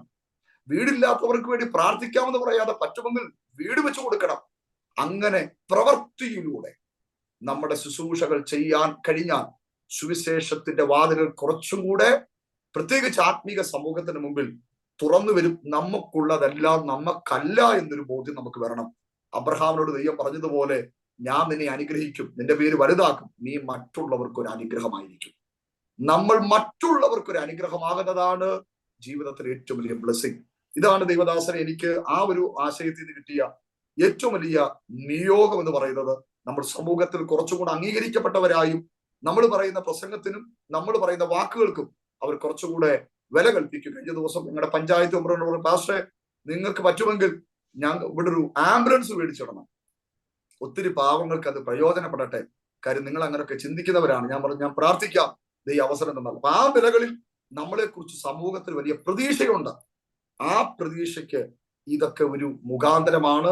ഈ കാലഘട്ടത്തിൽ പേഴ്സണൽ ഇവാഞ്ചലിസം ഇന്ന് വീടുകളിൽ പോയി വലിയ പാടാണ്, മറ്റ് ഇതര മീറ്റിങ്ങുകൾ ഇന്ന് വലിയ പാടാണ്. പക്ഷേ സുവിശേഷത്തിന്റെ വാതിലുകൾ ഇങ്ങനെയുള്ള സാഹചര്യങ്ങളിൽ തുറക്കപ്പെടും. ഞങ്ങൾ എല്ലാ വർഷവും ഇവിടെ വ്യത്യസ്തമായ നിലയിലുള്ള കുഞ്ഞുങ്ങൾക്ക് വേണ്ടി അവിടെ പഠന ഉപകരണങ്ങളൊക്കെ എല്ലാ വർഷവും ഞങ്ങൾ കൊടുക്കാറുണ്ട്. അതിനകത്ത് ഞങ്ങൾ പെന്തക്കോസ്തുകാരെ ഉൾപ്പെടുത്താറില്ല, മറ്റു മതത്തിൽ നിന്നുള്ളവരാണ്. അതുകൊണ്ട് അവരിന്നും പ്രാർത്ഥിക്കാനായിട്ട് ആവശ്യം വരുമ്പോൾ ഞങ്ങളെ വിളിക്കും. അതിൽ നിന്ന് പലരും കർത്താവിലേക്കൊക്കെ പിന്നത്തിൽ വരുവാൻ ഇടയായിട്ടുണ്ട് എന്നതാണ് എനിക്കതിൽ നിന്ന് മനസ്സിലായ ഏറ്റവും വലിയ അനുഭവം. സാമൂഹ്യ സേവനത്തിലേക്ക് കർത്താവിന്റെ ദാസന്റെ ജീവിതാനുഭവത്തിൽ ഇറങ്ങി തിരിച്ചപ്പോൾ ഉണ്ടായിട്ടുള്ള അല്ലെങ്കിൽ നേരിട്ടിട്ടുള്ളതായ പ്രതിസന്ധികൾ, അതിനാവശ്യമായിരിക്കുന്ന പ്രധാന പ്രസക്തമായ ഘടകങ്ങൾ എന്തൊക്കെയാണ് അടിസ്ഥാനപരമായി നമുക്ക് ഉണ്ടായിരിക്കേണ്ടുന്നത്? അങ്ങനെ ഇറങ്ങാൻ ആഗ്രഹിക്കുന്ന ഒരു വ്യക്തിയോടുള്ള ബന്ധത്തിൽ, ഒരു യുവ സുവിശേഷകനോടുള്ള ബന്ധത്തിൽ ദൈവദാസന് കൊടുക്കാനുള്ള നിർദ്ദേശം എന്താണ്? നമ്മൾ ഏത് നല്ല കാര്യം ചെയ്യുമ്പോഴും അതിൻ്റെതായ ഒരു തിക്താനുഭവങ്ങൾ പ്രത്യേകിച്ചുണ്ടാകും. യേശു കർത്താവിനോടുള്ള ബന്ധത്തിൽ വെങ്കൽ ഭരണി പൊട്ടിച്ചൊഴിച്ച ആ സ്ത്രീയെ ആദ്യം പരിഹസിച്ചത്, കുറ്റപ്പെടുത്തിയത് യേശുവിന്റെ ശിഷ്യന്മാരായിരുന്നു. അതുകൊണ്ട് ഇങ്ങനെയുള്ള കാര്യങ്ങൾ ഇറങ്ങുമ്പോൾ പ്രത്യേകിച്ച് നമ്മൾ ഉൾപ്പെട്ടു നിൽക്കുന്ന ആത്മീക സമൂഹത്തിൽ നിന്ന് തന്നെ അതിനെതിരെയുള്ള പല കമന്റുകളും പല രീതിയിലും കടന്നു വരും. പക്ഷെ അതൊന്നും നമ്മളെ ബാധിക്കരുത് എന്നതാണ് ഒന്നാമത്തെ കാര്യം. ബാധിച്ചാൽ അവന് വേറെ ഏതോ വരുമാനം ഉണ്ടായിട്ടാണ്, അവന് ഫോറിൻ മണി വന്നിട്ടാണ്, അവന് ഇഷ്ടം പോലെ പൈസ ഉണ്ടായിട്ടാണ്, ഇതൊക്കെ പറയും. പക്ഷെ നമ്മൾ ചെയ്യുന്നതിന്റെ പിൻപിലെ ആത്മഭാരം നമുക്കേ അറിയത്തുള്ളൂ. എത്രയും ഞെരുങ്ങി എത്ര ദിവസങ്ങൾ കിട്ടുന്ന അധ്വാനം, കിട്ടുന്ന നന്മകൾ മാറ്റിവെച്ചാണ് നമ്മൾ ഈ കാര്യങ്ങളൊക്കെ ചെയ്യുന്നത്. നമുക്ക് നന്നായിട്ട് അറിയാം. അപ്പൊ ഇതൊന്നും സമൂഹത്തോട് പറയാൻ നമുക്ക്, മറ്റുള്ളവർ പറഞ്ഞാൽ നമുക്ക് വീണ്ടും സഹിക്കാം. ഇതിനകത്ത് നിന്ന് ഉയരുന്ന പല വാക്കുകളും നമ്മളെ പലപ്പോഴും നമ്മൾ ചിന്തിക്കും. ഞാൻ പലപ്പോഴും ചിന്തിച്ചു, ഇനി ഇതൊന്നും ചെയ്യണ്ട, എന്തിനാ ഈ പേരുദോഷം കേൾക്കുന്നതെന്ന്. പക്ഷെ പിന്നീട് നമ്മൾ ചെയ്യേണ്ടി വരുന്ന സാഹചര്യമാണ് വരുന്നത്. അപ്പൊ അങ്ങനെയുള്ള ഒരു പ്രത്യാഖ്യാതം സ്വാഭാവികമായിട്ട് പ്രത്യേകിച്ച് ആത്മീക സമൂഹത്തിൽ നിന്ന് ഉണ്ടാകും. അതിനെ മുൻകൂറായി മനസ്സിലാക്കി വേണം ഇങ്ങനെയുള്ള കാര്യങ്ങളിലേക്ക് ഇറങ്ങിത്തിരിക്കാൻ എന്നതാണ് പ്രത്യേകിച്ച് എനിക്ക് ഇത് മനസ്സിലായ പ്രധാനപ്പെട്ട കാര്യം. ഇതിന് ശക്തമായ സാമ്പത്തിക നന്മ ആവശ്യമാണ് എന്നതിനേക്കാൾ അപ്പുറം ഇതിന്റെ പിൻപിൽ ശക്തമായ പ്രാർത്ഥന ആവശ്യമാണ്. ആ പ്രാർത്ഥനയും അതിന്റെ പിൻപിലുള്ള കഠിന അധ്വാനവും ഉണ്ടെങ്കിൽ തീർച്ചയായിട്ടും ഈ നിലകളിലുള്ള കാര്യങ്ങൾ ചെയ്തെടുക്കുവാൻ കഴിയും. നിങ്ങൾ പ്രവർത്തിക്കുന്ന പ്രവർത്തന മേഖലകളിൽ ഒരു ആത്മീക വളർച്ചയില്ലാത്ത ഇടങ്ങളോ സ്ഥലങ്ങളോ ഒക്കെ ആണെങ്കിൽ തീർച്ചയായിട്ടും ഈ നിലകളിലുള്ള സ്റ്റെപ്പുകൾ നിങ്ങൾ മുൻപോട്ട് വെച്ചാൽ അവിടെ നിങ്ങളുടെ സുവിശേഷ പ്രവർത്തനങ്ങൾക്ക് അതൊരു വലിയ ഓപ്പണിംഗ് ആയിട്ട് മാറും എന്നതാണ് ഞാൻ ഈ ഒരു പ്രത്യേക ദൗത്യങ്ങളിൽ നിന്ന് മനസ്സിലാക്കുന്ന ഏറ്റവും പ്രധാനപ്പെട്ട വിഷയം. പക്ഷേ 4-5 വർഷം ബൈബിൾ സ്കൂളിലൊക്കെ കഷ്ടപ്പെട്ട് പഠിച്ച് നല്ലൊരു സർട്ടിഫിക്കറ്റ് ഒക്കെ ഉള്ള ഒരു വ്യക്തി ഫുൾക്കൈയുള്ള വൈറ്റ് ഷർട്ടും ഒക്കെ ഇട്ട് ബ്ലാക്ക് പാൻറ്റും ഒക്കെ ഇട്ട് ടൈയും കോട്ടും ഒക്കെ ഇട്ടേച്ച് നല്ല കൂളിംഗ് ഗ്ലാസും വെച്ച് AC കാറിൽ വന്ന് ഇങ്ങനെയുള്ള സാധാരണക്കാരുടെ ഇടയിലേക്ക് ഇറങ്ങിപ്പോകാൻ പറ്റുമോ? പക്ഷേ തീർച്ചയായിട്ടും കർത്താവിന്റെ വചനത്തെ സ്നേഹിക്കുന്ന ഒരു വ്യക്തിക്ക് അത് പറ്റണം. കാരണം ഇന്ന് പലരും പ്രസംഗിക്കാൻ വിളിക്കുമ്പോൾ അവർ ആദ്യം ചോദിക്കുന്നത് എത്ര പേരുണ്ടെന്ന, സൗണ്ട് സിസ്റ്റം ഉണ്ടോ എന്ന് അവർ ചോദിക്കുന്നത്. അതൊക്കെ തെറ്റാണ്. പ്രസംഗിക്കുന്ന ആ പുൾപിറ്റിന്റെ അടുക്കലേക്ക് കാറ് കൊണ്ട് നിർത്തുക, ഡോറും തുറന്നിറങ്ങുക, ഏതോ വലിയ ഹീറോ ഇറങ്ങി വരുന്നത് പോലെ. ഞാൻ മാതൃക എന്റെ യേശു കർത്താവാണ്. ഒരു പട്ടണത്തിൽ നിന്ന് അടുത്ത പട്ടണത്തിലേക്ക് യേശു പോയത് ഒരു വ്യക്തിക്ക് വേണ്ടിയാണ്. ഗദരദേശത്തിലെ ഭൂതഗ്രസ്തനെ സുഖപ്പെടുത്താൻ യേശു പോകാൻ കർത്താവ് ആ യാത്രയെ കൊടുത്തൊരു വിലയുണ്ട്. അവിടെ സ്വത്രാഴ്ച യേശുവിന് കിട്ടത്തില്ല, ചിലപ്പോൾ എറിയായിരിക്കും കിട്ടുന്നത്. നയീരിലെ വിധവയുടെ മകനെ ഉയർപ്പിക്കാൻ യേശു ഒരു സ്ഥലത്ത് നിന്ന് അടുത്ത സ്ഥലത്തേക്ക് നടന്നു പോകുകയായിരുന്നു. ആ കർത്താവിനെയാണ് നമ്മൾ ഫോളോ ചെയ്യുന്നത്, ആ യേശുവിനെ. അല്ലെങ്കിൽ ആ യേശുവിനെ നിങ്ങൾ പ്രസംഗിക്കരുത്. അതുകൊണ്ടാണ് പൗലോസ് പറഞ്ഞത്, ഞാൻ പ്രസംഗിക്കാത്ത വേറൊരു യേശുവിനെ പ്രസംഗിക്കുന്നവര്, വേറൊരു സുവിശേഷം പ്രസംഗിക്കുന്നവര്, വേറൊരു ആത്മാവിനെ കൈക്കൊള്ളുന്നവർ ഉണ്ടെന്ന് പറഞ്ഞത് അതുകൊണ്ടാണ്. ഞാൻ പ്രസംഗിക്കുന്ന യേശു അവൻ താഴോട്ടിറങ്ങി വന്ന യേശുവാണ്. ഞാൻ പ്രസംഗിക്കുന്ന യേശു അവൻ സാധുക്കളിലേക്ക് ഇറങ്ങിച്ചെന്ന യേശുവാണ്. പാപികളെ സ്നേഹിച്ച യേശുവിനെയാണ് വേദപുസ്തകം പ്രസന്റ് ചെയ്യുന്നത്. അല്ലാതെ ടൈയും കോട്ടും മാത്രം ഇട്ടിട്ട് ആ ഒരു കംഫോർട്ട് സോണിൽ മാത്രം നിന്നേ ഞാൻ പ്രസംഗിക്കൂ എന്ന് പറയുന്നവർ പ്രസംഗിക്കുന്ന യേശു വേദപുസ്തകത്തിലെ യേശു അല്ല, അത് വേറെ ഒരു യേശുവാണ്. അതാണ് ഞാൻ അതിൽ നിന്ന് മനസ്സിലാക്കിയ ഒരു ആത്മീക സത്യം. ഞാൻ അതുകൊണ്ട് ഇവരെ ആരെ ഫോളോ ചെയ്യുന്നില്ല. ഞാൻ യേശു കർത്താവിനെ, അപ്പോസ്തലന്മാരെ ഫോളോ ചെയ്യാൻ ആഗ്രഹിക്കുന്നു. പൗലോസ് പറഞ്ഞൊരു കാര്യമുണ്ട്, ഞാൻ ബലഹീനനെ നേടാൻ ബലഹീനനായി, ഞാൻ യഹൂദനെ നേടാൻ യഹൂദനായി തീർന്നു. നോർത്ത് ഇന്ത്യയിലൊക്കെ കർത്താവിന്റെ വേല ചെയ്യും നമ്മളെക്കാളും ഒക്കെ, ഞങ്ങളെക്കാളും ഒക്കെ ഇന്ന് കേരളത്തിൽ ദൈവം ഉപയോഗിക്കുന്നത് പറയുന്നവരെക്കാളും ഒക്കെ എത്ര ശക്തമായി കർത്താവിന് വേണ്ടി നോർത്ത് ഇന്ത്യയിൽ ഉപയോഗിക്കപ്പെടുന്ന അഭിഷക്തന്മാരുണ്ട്. അവർക്ക് നല്ല ഷർട്ടില്ല. ഞാൻ കഴിഞ്ഞ ദിവസം രാജസ്ഥാനിൽ ഒരു ഗ്രാമത്തിൽ ചെന്നപ്പോൾ ഏകദേശം ആ സ്നാനത്തിന് ഞാനും ഒരു പാസ്റ്ററും കൂടെ 100 പേരിലധികം പേരെ സ്നാനപ്പെടുത്തി. അവിടുത്തെ ദൈവദാസന് ഇട്ടിരിക്കുന്ന ഷർട്ടിന് 3 ബട്ടൺസ് ഇല്ല, അതൊക്കെ പിന്നാ കുത്തിയേക്കുന്നത്. ആ പിന്ന് കുത്തിയേക്കുന്നതും കറക്റ്റ് അല്ല. അപ്പൊ എനിക്ക് മനസ്സിലായി, മോനെ നിന്നേക്കാളും ഒക്കെ എത്ര വലിയ അഭിഷേകമായി ഈ മനുഷ്യന്റെ മേൽ വ്യാപരിക്കുന്നത്. പറ്റുമെങ്കിൽ മുട്ടുകുത്തിയിട്ട് അദ്ദേഹത്തിന്റെ ആ കൈ എടുത്ത് തലയിലോട്ട് വെച്ചത് പ്രാർത്ഥിക്കാൻ എന്നോട് ദൈവം പറഞ്ഞു. അപ്പോ ഈ ഭാഗ്യമായി കാണുന്നതിനകത്തൊന്നുമല്ല അർത്ഥം ഇരിക്കുന്നത്, അഭിഷേകം ഇരിക്കുന്നത്. അത് ജീവിതത്തിൽ വെളിപ്പെടുത്തുമ്പോഴാണ്. ആ ഒരു അനുഭവമാണ് ദൈവദാസനെ എനിക്ക് ഈ ഒരു അനുഭവത്തിൽ നിന്ന് മനസ്സിലാക്കി തരുവാനിടയായി കർത്താവ് ഇടയാക്കി തന്നത്. ആമേൻ, ആമേൻ. വളരെ വ്യക്തമാണ്. സുവിശേഷ വേല എന്ന് പറയുന്നത് പുൾപിറ്റിൽ മാത്രമല്ല, സാധുക്കളുടെ ഇടയിലേക്ക് ഇറങ്ങി ചെല്ലുവാൻ, അവർക്ക് വേണ്ടി ആ കരം ഒന്ന് നീട്ടുവാൻ, അവരുടെ വിശപ്പിന് ഒരു നേരത്തെ ആഹാരം കൊടുക്കുവാൻ, അവർക്ക് ദാഹിക്കുന്നവർക്ക് അല്പം കുടിക്കുവാൻ കൊടുക്കുവാൻ, അവരുടെ മുറിവുകളിൽ അല്പം എണ്ണ പുരട്ടി കൊടുക്കുവാൻ. ആ നല്ല ശമരിയക്കാരനെ പോലുള്ള നല്ല മനസ്സ് ഒരു സുവിശേഷകന്റെ ഉള്ളിൽ ഉണ്ടായിരിക്കണം. അതുകൂടി നിറച്ചിട്ടാണ് നമ്മളെ കർത്താവിന്റെ വേലയ്ക്ക് വേണ്ടി ഇറക്കി തിരിച്ചത്. പക്ഷെ അത് നമ്മൾ വെളിപ്പെടുത്താറില്ല. പലപ്പോഴും നമ്മുടെ പേരിന്റെ അറ്റത്ത് ആദ്യം അവസാനവും ഒക്കെ ചില ഡിഗ്രികൾ എഴുതി വെക്കുന്നത് കൊണ്ട് നമുക്ക് അതിൽ നിന്ന് താഴേക്ക് ഇറങ്ങി വരാൻ കഴിയുന്നില്ല എന്ന് എനിക്ക് തോന്നിപ്പോയിട്ടുണ്ട്. അതുകൊണ്ടാണ് ഞാൻ ഇങ്ങനെ ചില സംശയങ്ങൾ ദേവദാസനോട് ചോദിച്ചത്. ഞാൻ വടക്കേ ഇന്ത്യയിലെ ദീർഘവർഷങ്ങളായി 28 വർഷത്തിലധികമായി കർത്താവിന് വേല ചെയ്യുന്ന ഒരു സാധു സുവിശേഷകനാണ്. സ്തോത്രം. ഞാൻ പറയട്ടെ, ഞങ്ങളെ കേൾക്കുന്ന മാന്യ പ്രേക്ഷകരെ, വടക്കേ ഇന്ത്യൻ ഗ്രാമങ്ങളെക്കുറിച്ചുള്ള സ്വപ്നം, സുവിശേഷ വേലയെക്കുറിച്ചുള്ള ദാഹം ഒരു വ്യക്തിയുടെ ജീവിതത്തിൽ ഉണ്ടാകുന്നു എങ്കിൽ മാത്രമേ യഥാർത്ഥ സുവിശേഷകൻ എന്നുള്ളതായ ആ ഒരു സർട്ടിഫിക്കറ്റ് നമുക്ക് ദൈവം മുൻപാകെ വിലയുള്ളതായി തീരുകയുള്ളൂ എന്നാണ് എൻ്റെ അനുഭവത്തിൽ നിന്ന് എനിക്ക് പറയാൻ തക്കവണ്ണം കഴിയുന്നത്. നമുക്ക് ഇറങ്ങിച്ചെല്ലുവാൻ കഴിയുന്ന അവസരങ്ങൾ കോവിഡ് പോലുള്ള മഹാമാരിയുടെ സമയത്ത് പല പ്രിയപ്പെട്ടവരും തെളിയിച്ച് കാണിച്ചതാണ്. ഇല്ലെങ്കിൽ ദൈവം തമ്പുരാൻ അവസരങ്ങൾ തന്നുകൊണ്ടിരിക്കും. നമ്മൾ ആ സമയത്ത് അത് പ്രയോജനപ്പെടുത്തുവാൻ തയ്യാറാകും. സ്തോത്രം. കർത്താവ് ക്ഷണിക്കാത്തയിടത്തും ക്ഷണിക്കുന്ന ഇടത്തും കർത്താവ് കയറി ചെല്ലുന്ന ഒരു അനുഭവം എൻ്റെ കർത്താവിനുണ്ട്. എമ്മോസിലേക്ക്, നിരാശക്കുഴിയിലേക്ക് പോയതായ ആ ശിഷ്യന്മാരുടെ അടുക്കലേക്ക് കർത്താവിനെ ക്ഷണിച്ചിട്ടല്ല പോയത്. ഒരുപക്ഷെങ്കിൽ ഞങ്ങളെ ശ്രവിക്കുന്ന പ്രിയ സുഹൃത്തെ, താങ്കളുടെ അടുക്കല് ഈ സന്ദേശം, ഈ സാക്ഷ്യം ഇന്ന് എത്തിയത് എന്തിനാണെന്നറിയാമോ? താങ്കളുടെ കണ്ണ് തുറപ്പിക്കുവാൻ വേണ്ടിയിട്ട്. താങ്കളുടെ കണ്ണൊന്ന് തുറക്ക്.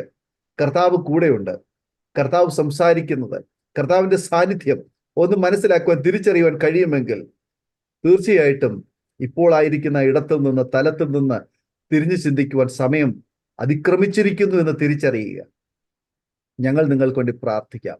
കർത്താവിന്റെ വേലയ്ക്ക് വേണ്ടി ഇറങ്ങിത്തിരിച്ച എത്ര പേര് ഇന്ന് അതെല്ലാം കളഞ്ഞേച്ച് പഴയ പരിപാടിക്ക് പോയവരുണ്ടെന്നറിയാം. നിങ്ങൾ കർത്താവിന് വേണ്ടി പ്രയോജനപ്പെടേണ്ടുന്നവരാണ്. നിങ്ങൾക്ക് പുൾപിറ്റ് കിട്ടിയില്ല എന്നോർത്ത് ഭാരപ്പെടേണ്ട സഹോദര, സ്റ്റേജ് കിട്ടിയില്ല എന്നോർത്ത് ഭാരപ്പെടേണ്ട, നോട്ടീസിൽ പേര് വന്നില്ല എന്നോർത്ത് ഭാരപ്പെടണ്ട. നിങ്ങളെ ആരും ക്ഷണിച്ചില്ല, വിളിച്ചില്ല, അവസരങ്ങളെ തന്നില്ല എന്നോർത്ത് സുവിശേഷ വേല മാറ്റിവെച്ചിരിക്കുന്ന ആരെങ്കിലും ഞങ്ങളെ കേൾക്കുന്നെങ്കിൽ നിങ്ങൾ അതോർത്ത് ഭാരപ്പെടേണ്ട. കർത്താവാണ് നിങ്ങളെ വിളിച്ചതെങ്കിൽ കർത്താവിന് പ്രവർത്തിക്കുവാൻ, കർത്താവ് പറയുന്നത് കേട്ടനുസരിക്കുവാൻ തയ്യാറാകൂ. നിങ്ങൾ ഒരു അസാമാന്യമായ, അസാധ്യമായ ചില പ്രവൃത്തികൾ നിങ്ങളെ കൊണ്ട് കർത്താവിന് ചെയ്തെടുക്കുവാനുള്ള അവസരമാണ്, സമയമാണ് നിങ്ങളുടെ മുൻപിലുള്ളതെന്ന് തിരിച്ചറിഞ്ഞാൽ തീർച്ചയായിട്ടും കർത്താവ് നിങ്ങളെ ഉയർത്തുവാൻ, ആദരിക്കുവാൻ കൂടെയായിട്ട്. ഞാൻ ശ്രദ്ധിക്കായിരുന്നു കർത്താവിന്റെ പാസ്റ്റർ ബിന്നി ജോൺ തന്റെ ജീവിതത്തില് ഏതെല്ലാം മേഖലകളിലൂടെ കടന്നുപോയി. ലോകം വിധി എഴുതി, അപ്പനും അമ്മയും സഹോദരങ്ങളും സമൂഹവും ഒക്കെ ഉപേക്ഷിച്ചു. പക്ഷെ കർത്താവ് സ്നേഹിച്ച്, കർത്താവിന്റെ ആ മഹാസ്നേഹത്താൽ യാക്കോബിന് ദൈവം ആ അർദ്ധരാത്രിയിൽ താൻ ആരുമില്ലാതെ ആ ശൂന്യതയിൽ മൃഗങ്ങൾ ചുറ്റുപാടും നിൽക്കുമ്പോൾ ആ അർദ്ധരാത്രിയിൽ സ്വർഗത്തിൽ നിന്ന് തന്റെ അടുക്കിലേക്ക് ഇറങ്ങിയിരിക്കുന്നതായ ഗോവേണിയിലുള്ള ദൂതന്മാർ കയറി ഇറങ്ങുകയും ചെയ്യുന്ന ദൈവീയ ദർശനം കണ്ട് താൻ അവിടെ വെച്ച് തീരുമാനം എടുത്തതുപോലെ ചില തീരുമാനങ്ങൾ എടുത്തപ്പോൾ, സ്തോത്രം, പിന്നത്തേതിൽ അതൊരു വെളിപ്പാടിലേക്ക്, ദർശനത്തിലേക്ക്, ശുശ്രൂഷയുടെ തലങ്ങളിലേക്ക് ദൈവം തുറന്നു കൊണ്ടുവരികയായിരുന്നു. നമുക്കെല്ലാം ഒരു അവസരമുണ്ട്, ഒരു സമയമുണ്ട്. ആ സമയത്തിന് വേണ്ടി നമ്മൾ വെയിറ്റ് ചെയ്യാൻ തയ്യാറാവുമെങ്കിൽ കർത്താവ് നിങ്ങളെ ഉപയോഗിക്കും. സ്തോത്രം. ഞങ്ങൾ നിങ്ങൾക്ക് വേണ്ടി പ്രാർത്ഥിക്കാം. നിങ്ങൾ നിരാശപ്പെടണ്ട. സ്തോത്രം. നിങ്ങൾ നിരാശപ്പെടണ്ട. ഒരു പക്ഷെങ്കിൽ പല രോഗത്താൽ, സാമ്പത്തിക ബുദ്ധിമുട്ടുകളാൽ, കടബാധ്യതകളാൽ, ജപ്തി നടപടികളാൽ, ആരോഗ്യ പ്രശ്നത്താൽ, മക്കളെക്കുറിച്ചുള്ള ഭാവിയെ ഓർത്ത് ആശങ്കപ്പെടുന്നവർ, ജോലി നഷ്ടപ്പെട്ട്, ഭവനം നഷ്ടപ്പെട്ട്, ആഹാരമില്ല, ഒക്കെ കഷ്ടതകളിലൂടെ കടന്നു പോകുന്ന ഒത്തിരി പ്രിയപ്പെട്ടവരുണ്ട്. നിങ്ങളെ ആരും സഹായിക്കുന്നില്ലായിരിക്കാം, പാസ്റ്റർ നിങ്ങളെ വിളിക്കുന്നില്ലായിരിക്കാം, വിസിറ്റ് ചെയ്യുന്നില്ലായിരിക്കാം. ഇതൊന്നും ഒരു പരിഭവമായി, പരാതിയായിട്ട് പറയേണ്ട. യേശു നിങ്ങളുടെ അടുക്കലുണ്ട്. യേശുവിന് നിങ്ങളെ വിടുവിപ്പാൻ, സൗഖ്യമാക്കുവാൻ, രക്ഷിപ്പാൻ കഴിയും. യേശുവിന് മാത്രമേ കഴിയൂ. ഞങ്ങൾ നിങ്ങൾക്ക് വേണ്ടി പ്രാർത്ഥിക്കും. ഒരു നിമിഷം കണ്ണുകളെ അടയ്ക്കും, ഹൃദയങ്ങളെ ഏകാഗ്രമാക്കൂ. ആമേൻ. പ്രസ്ഥാനത്തിനോ സമൂഹത്തിനോ നമുക്ക് പ്രോമിസ് ചെയ്ത പ്രിയപ്പെട്ടവരോ ഒക്കെ ഒരു പക്ഷെങ്കിൽ നമ്മളെ തിരിഞ്ഞു നോക്കിയെന്ന് വരികയില്ല. പക്ഷെ വിളിച്ച ദൈവം വിശ്വസ്തനാണ്. വിളിച്ച ദൈവം വിശ്വസ്തനാണ്. നിങ്ങൾ ധൈര്യമായി ആ കർത്താവിന്റെ വാക്ക് കേട്ട് പിൻപറ്റുവാൻ തയ്യാറാകുമെങ്കിൽ കർത്താവ് നമ്മെ ഒരിക്കലും കൈവിടുകയില്ല. കണ്ണുകളെ അടയ്ക്കാം, ഹൃദയങ്ങളെ ഏകാഗ്രമാക്കാം. ഒരു നിമിഷം സമർപ്പിക്കാം. സമർപ്പണത്തിലാണ് ദൈവം പ്രസാദിക്കുന്നത്. നമ്മുടെ സമർപ്പണത്തിലാണ്, നമ്മുടെ തീരുമാനത്തിലാണ് ദൈവം പ്രസാദിക്കുന്നത്, പ്രവർത്തിക്കുന്നത്. ഏൽപ്പിച്ചു കൊടുക്കുക. ഒരു നിമിഷം കണ്ണുകൾ അടച്ച് നാം ഒരുമിച്ച് ദൈവത്തിന് സ്തോത്രം ചെയ്ത് പ്രാർത്ഥിക്കുമ്പോൾ അരോമ ടിവിയുടെ ഓരോ പ്രേക്ഷകരെയും ദൈവകരങ്ങളിലേക്ക് പരമേൽപ്പിച്ച് കർത്താവിന്റെ ദാസൻ ബിന്നി ജോൺ പാസ്റ്റർ ഈ സമയം പ്രാർത്ഥനയിൽ നമ്മെ സഹായിക്കും. പ്രാർത്ഥിക്കാം. സ്തോത്രം. കർത്താവിന്റെ എല്ലാ വിശ്വസ്തതകൾക്കായി ഞങ്ങളെ സ്തുതിക്കുകയാണ്. കർത്താവ്, ഇത് കേൾക്കുന്ന ഓരോ കേൾവിക്കാരുടെ ഹൃദയത്തിന്റെ ഉള്ളറകളിൽ ദൈവത്തിന്റെ സാന്നിധ്യത്തിന്റെ അസാധാരണ നിറവ് വെളിപ്പെടുന്നതിനായി സ്തോത്രം.